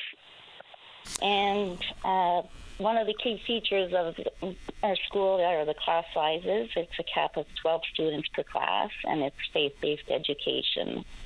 And great facilities with a gym and a cafe. Just beautiful. So the building is built and ready to go for September? It is. It's in the school will be housed in the Evangel Church, but it's a non-denominational school. It's not a Pentecost school. That's what I was going to ask, because when I remember reading about it, I thought it was driven by the Pentecostal church, but it's not, is it? No. Okay. No, it is not. Okay. No. Two separate things. We're just using the space there. Yeah, fair enough. So we're excited about that. Yeah, I may be confused because I thought there was specific reference to the Pentecostal church and this particular school set to open in September. So a bit more about the fundraiser. What exactly is going on? Well, tonight there's a gospel concert being held there at the church in the auditorium, and it's at 7 p.m., featuring Jesse Hutchings and some other local talents, some children, some adults, and we'll be accepting donations at the door. And at the door, we'll also have the curriculum set out, and I'll be there along with the other teachers and some other parents, just to chat and answer questions. Fair enough. What grades are going to be at Crossroads Academy, Leanne? It will be kindergarten to grade 6. Okay. We have a website, crossroadsacademy.ca, and also you can find us on Facebook. I will have a look, and I appreciate your time this morning. Good luck with the fundraiser. Give the details out one more time. Tonight at the Evangel Community Church, 130 McGee Road at 7 p.m., benefits gospel concert featuring Jesse Hutchings. Come on down. Sounds good, Leanne. Enjoy it. Hopefully it's a gangbuster, roaring success, and have a nice weekend. Thank you. You as well. Thank you. Bye-bye. Bye. So there's a gospel concert for those interested out in Gander tonight. Let's go to line number 4. Good morning, Arlo. You're on the air. Morning, Patty. I just wanted to pass on my condolences to a listener who passed away on Monday. Ted knows already, a long-time listener to your program and caller. I enjoyed speaking with Ted, and someone told me about it, but then I was looking for an obituary because someone sent me a text that went like this: I hear that Ted Noseworthy passed away, and I couldn't find anything, so I didn't want to say it, and then all of a sudden Ted called me and say, I'm not dead.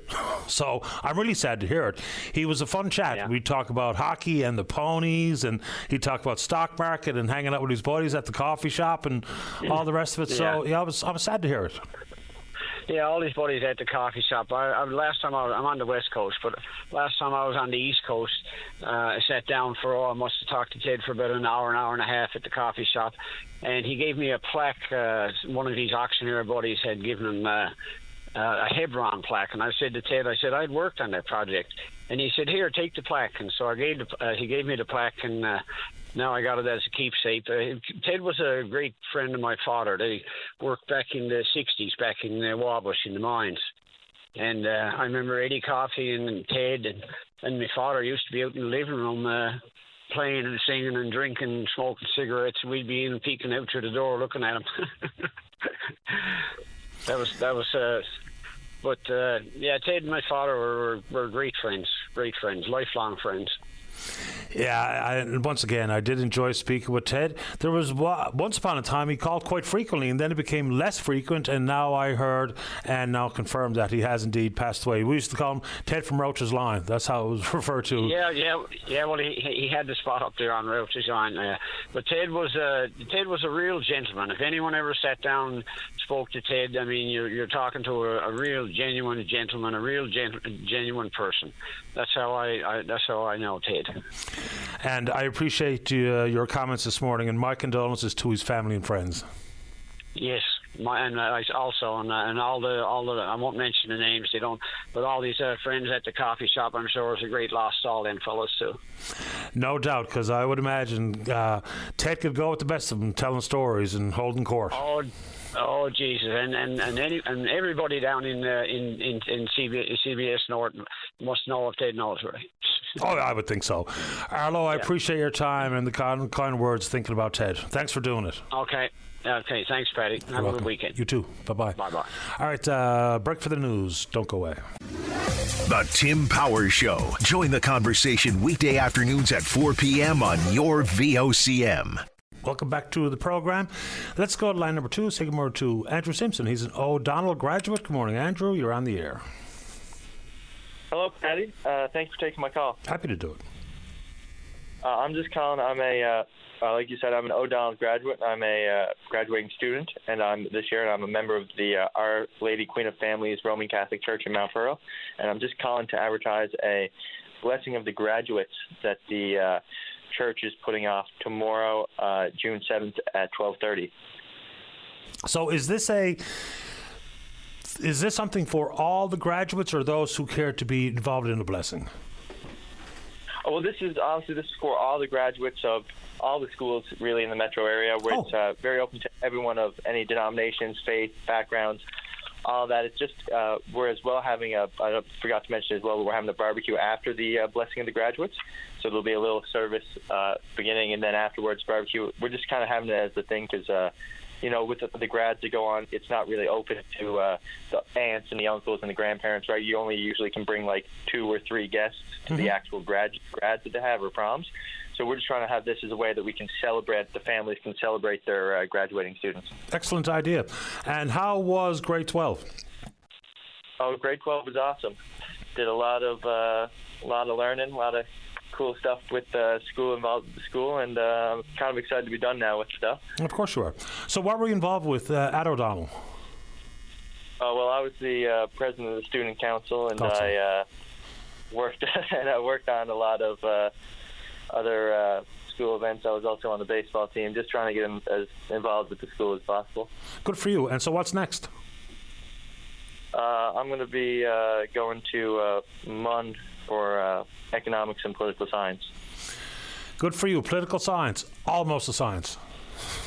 Oh, yeah. That's actually something political science students actually say themselves, not to be saucy. Yeah. Oh, yeah. But yeah, no, we're trying to just a little more about this event, because I don't want to forget any points. We just want to stress that it's a free of charge event, right? Anyone's welcome. The barbecue that we're having is sponsored by the Knights of Columbus, so we're very thankful to them for their involvement with helping us out. And as well, if anyone who's listening intends on coming, we ask them to please try and visit queenoffamilies.com and fill out an RSVP form, just because we want to have an idea of how many people are coming. I really appreciate your time. This is a great idea, and good luck over the course of, I guess, into your exams. Well, actually, we don't even do publics anymore, right? We don't do publics, but we do have some. My school has some form of exams that we do, so I'm preparing for that. Hopefully, I'll go well. Good luck with that. Enjoy the blessing and the barbecue, and I appreciate your time. All right, thank you, Patty. You're welcome, Andrew. Take good care. Yeah. All right, bye-bye. All right, let's keep rolling. Let's go to line number 1. Sarah, you're on the air. Hi. I'm the mom of the little girl who went missing on Random Island a week ago today. And basically, I wanted to talk about issues I've been having all along with respite care and lack of child care for autistic children. My mom is the primary caregiver of my daughter when I'm at work. And what happened, of course, is absolutely not her fault. My daughter's very quick and got away from her and stuff, and she does that with me. But I've had to rely on my mom for childcare because there are no options.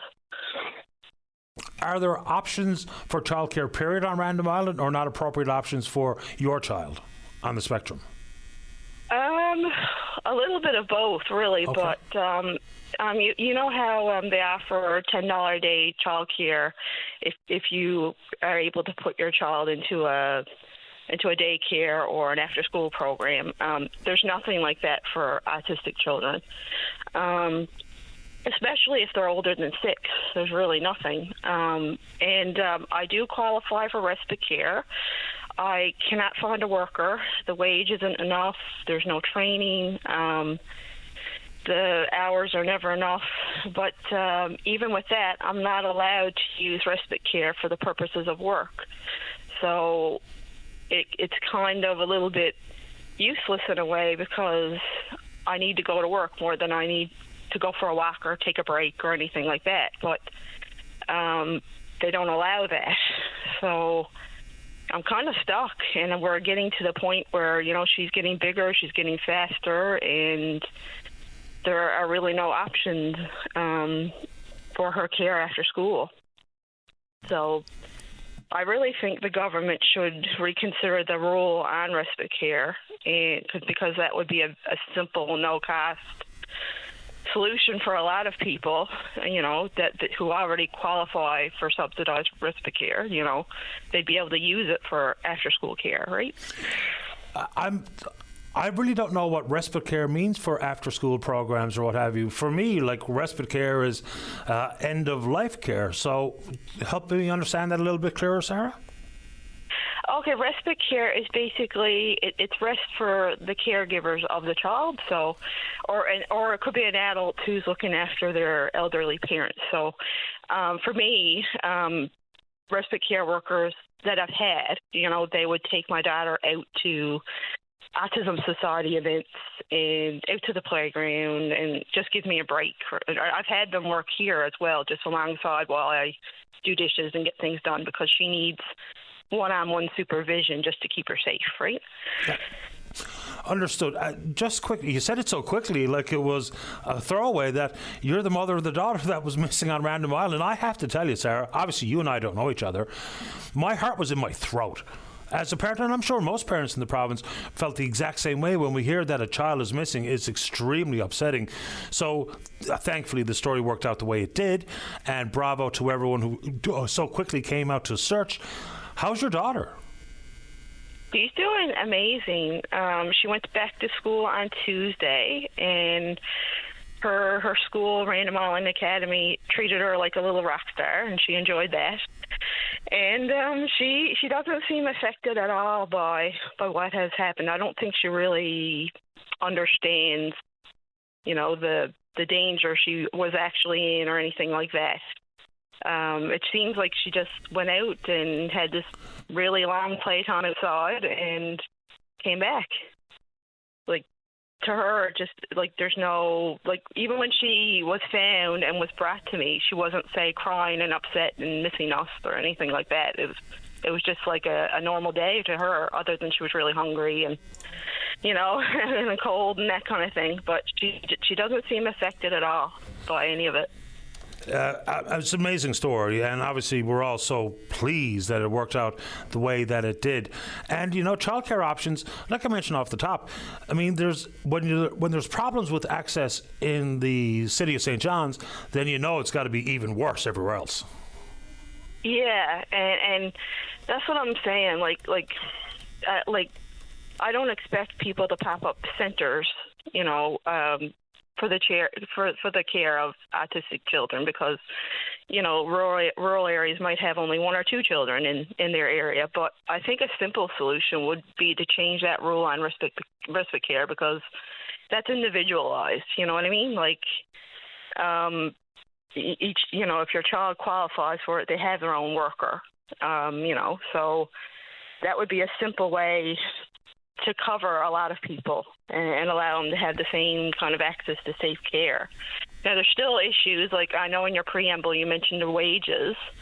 You know, like nobody gets an extra wage for, say, looking after an autistic child versus looking after a senior citizen. Not to say that it's easy or anything, but, you know, there's no extra wage for taking on the extra responsibility of an autistic child, and there's no extra training or anything offered to respite care workers, you know. So I think that's an issue as well, you know. Something I'd really like to see change. I think it would be a simple solution. I mean, another issue is a lot of people. I'm one of the lucky ones that I qualify for fully subsidized respite care. I'm the accountant. I'm a single mom with a low income, but there are people who absolutely 100% need it and can't get it because they make a little bit too much and the cost out of pocket is too much. So really, in my opinion, anybody who has an autistic child or an autistic adult in their care, they should automatically qualify for subsidized respite in the same way, just as an extension of the healthcare system. You know what I mean? I think I do. Sarah, they're flagging me off to the break, but I'll give you the final word. Anything else you'd like to add this morning? Just another big thank you to everybody who helped with the search. And we are in the process of fundraising for our fence. And people are putting their hands together and coming together for that, and it's just really wonderful to see. So I'm not surprised, and that's the good news. Sarah, I can't imagine what you went through for 20 hours, but I'm so pleased it worked out, and I appreciate your time regarding daycare as well. Okay, thank you very much. Take good care of yourself. Have a good day. You too. You too. Bye-bye. Bye-bye. Man, that story, like I admitted on Monday, that had me rattled over the weekend. Let's see here. So we just had a conversation with Arlo about the passing of Ted Noseworthy, the frequent caller to the programme. The opportunity for visitation takes place this Monday from 10 to 2 at Flaherty's Funeral Home, Water Street, Bay Roberts, I'm told. Let's take our final break of the morning and the week. Don't go away. Welcome back. Let's go to line number 3. Charlie, you're on the air. Good morning, sir. Morning. I was wondering if you've taught your dog to give the paw, I should say, before it gets a treat. Absolutely. I mean, he knows his left paw from his right paw. It's amazing, really. I thought it might be too quick for that. Very good. Patty, 4 quick comments on some items there. Gates, I'd like to send a bouquet to Bill Gates. Gave over $200 billion of his fortune to African Health. I guess that's to help replace what Musk took away. And he's pledged to give 99% of his fortune to these causes before he kicks off. The other one I want to mention is wildfires. There's over 200 burning across Canada. And I noticed yesterday we had record temperatures in this province.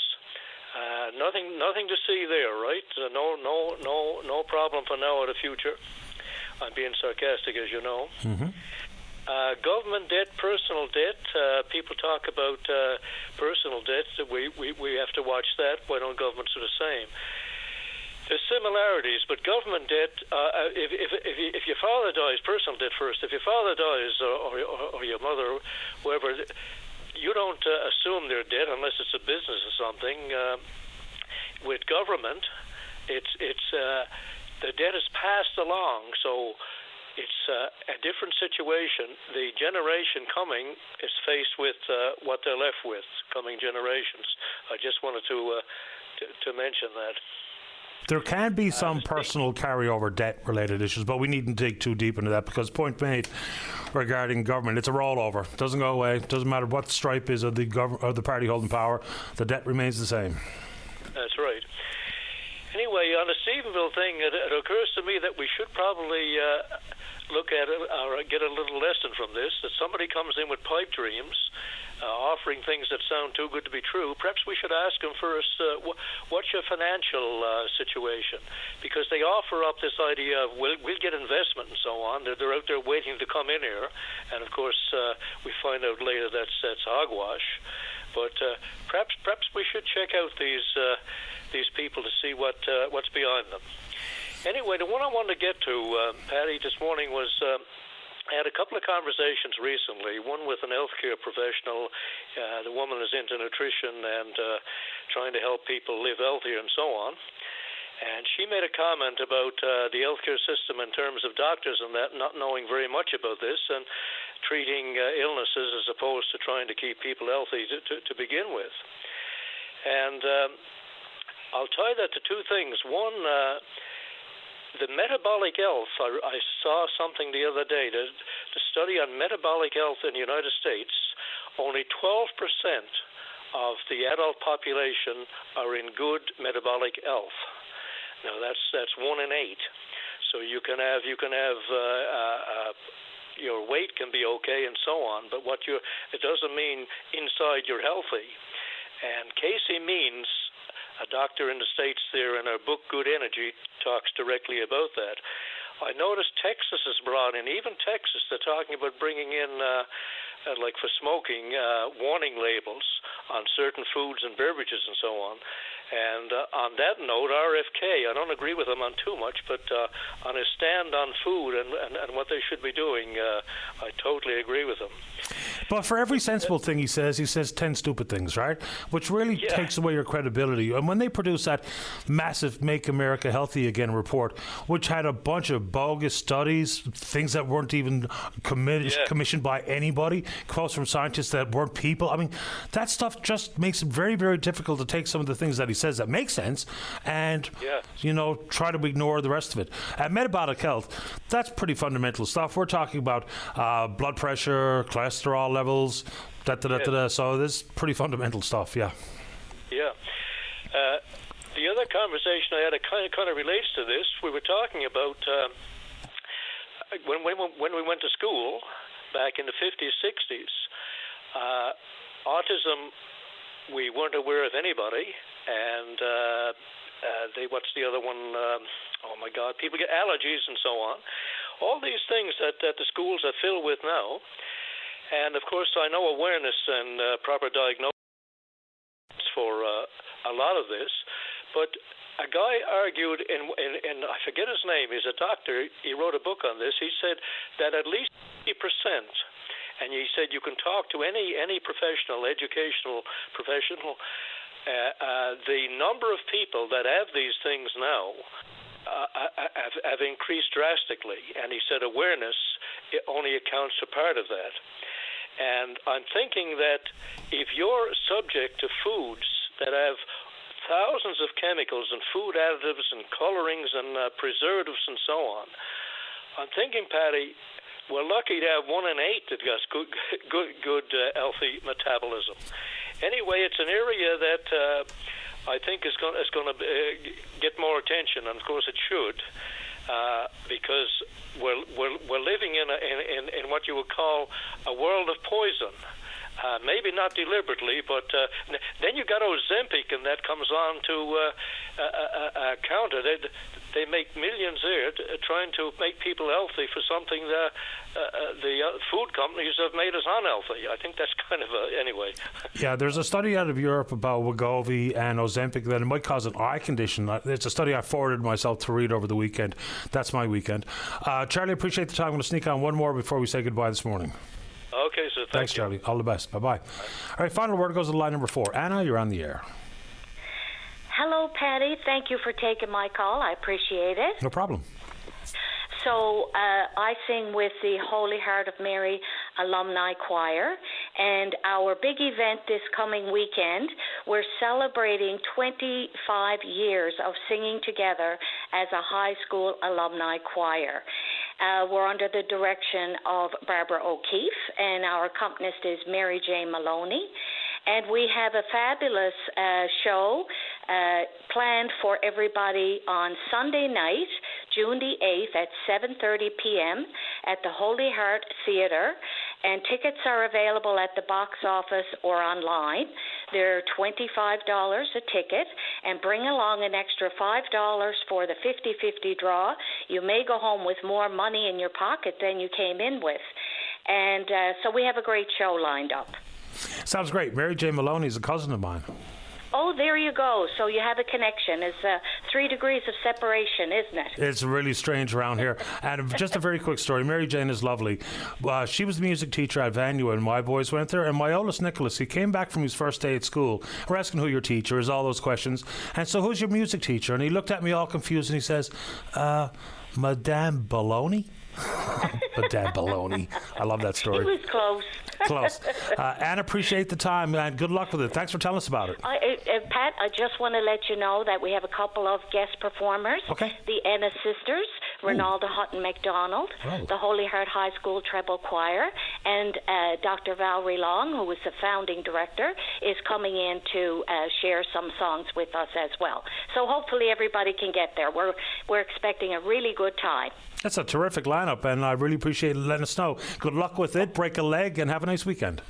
Thank you. You too. Bye-bye. Bye-bye. All right, good show today. Good shows all week. Big thanks to all hands, and we will indeed pick up this conversation again on Monday morning, right here on VOCM and Big Land FM's Open Line. On behalf of the producer, David Williams, I'm your host, Paddy Daly. Have yourself a safe, fun, happy weekend. We'll talk Monday. Bye-bye.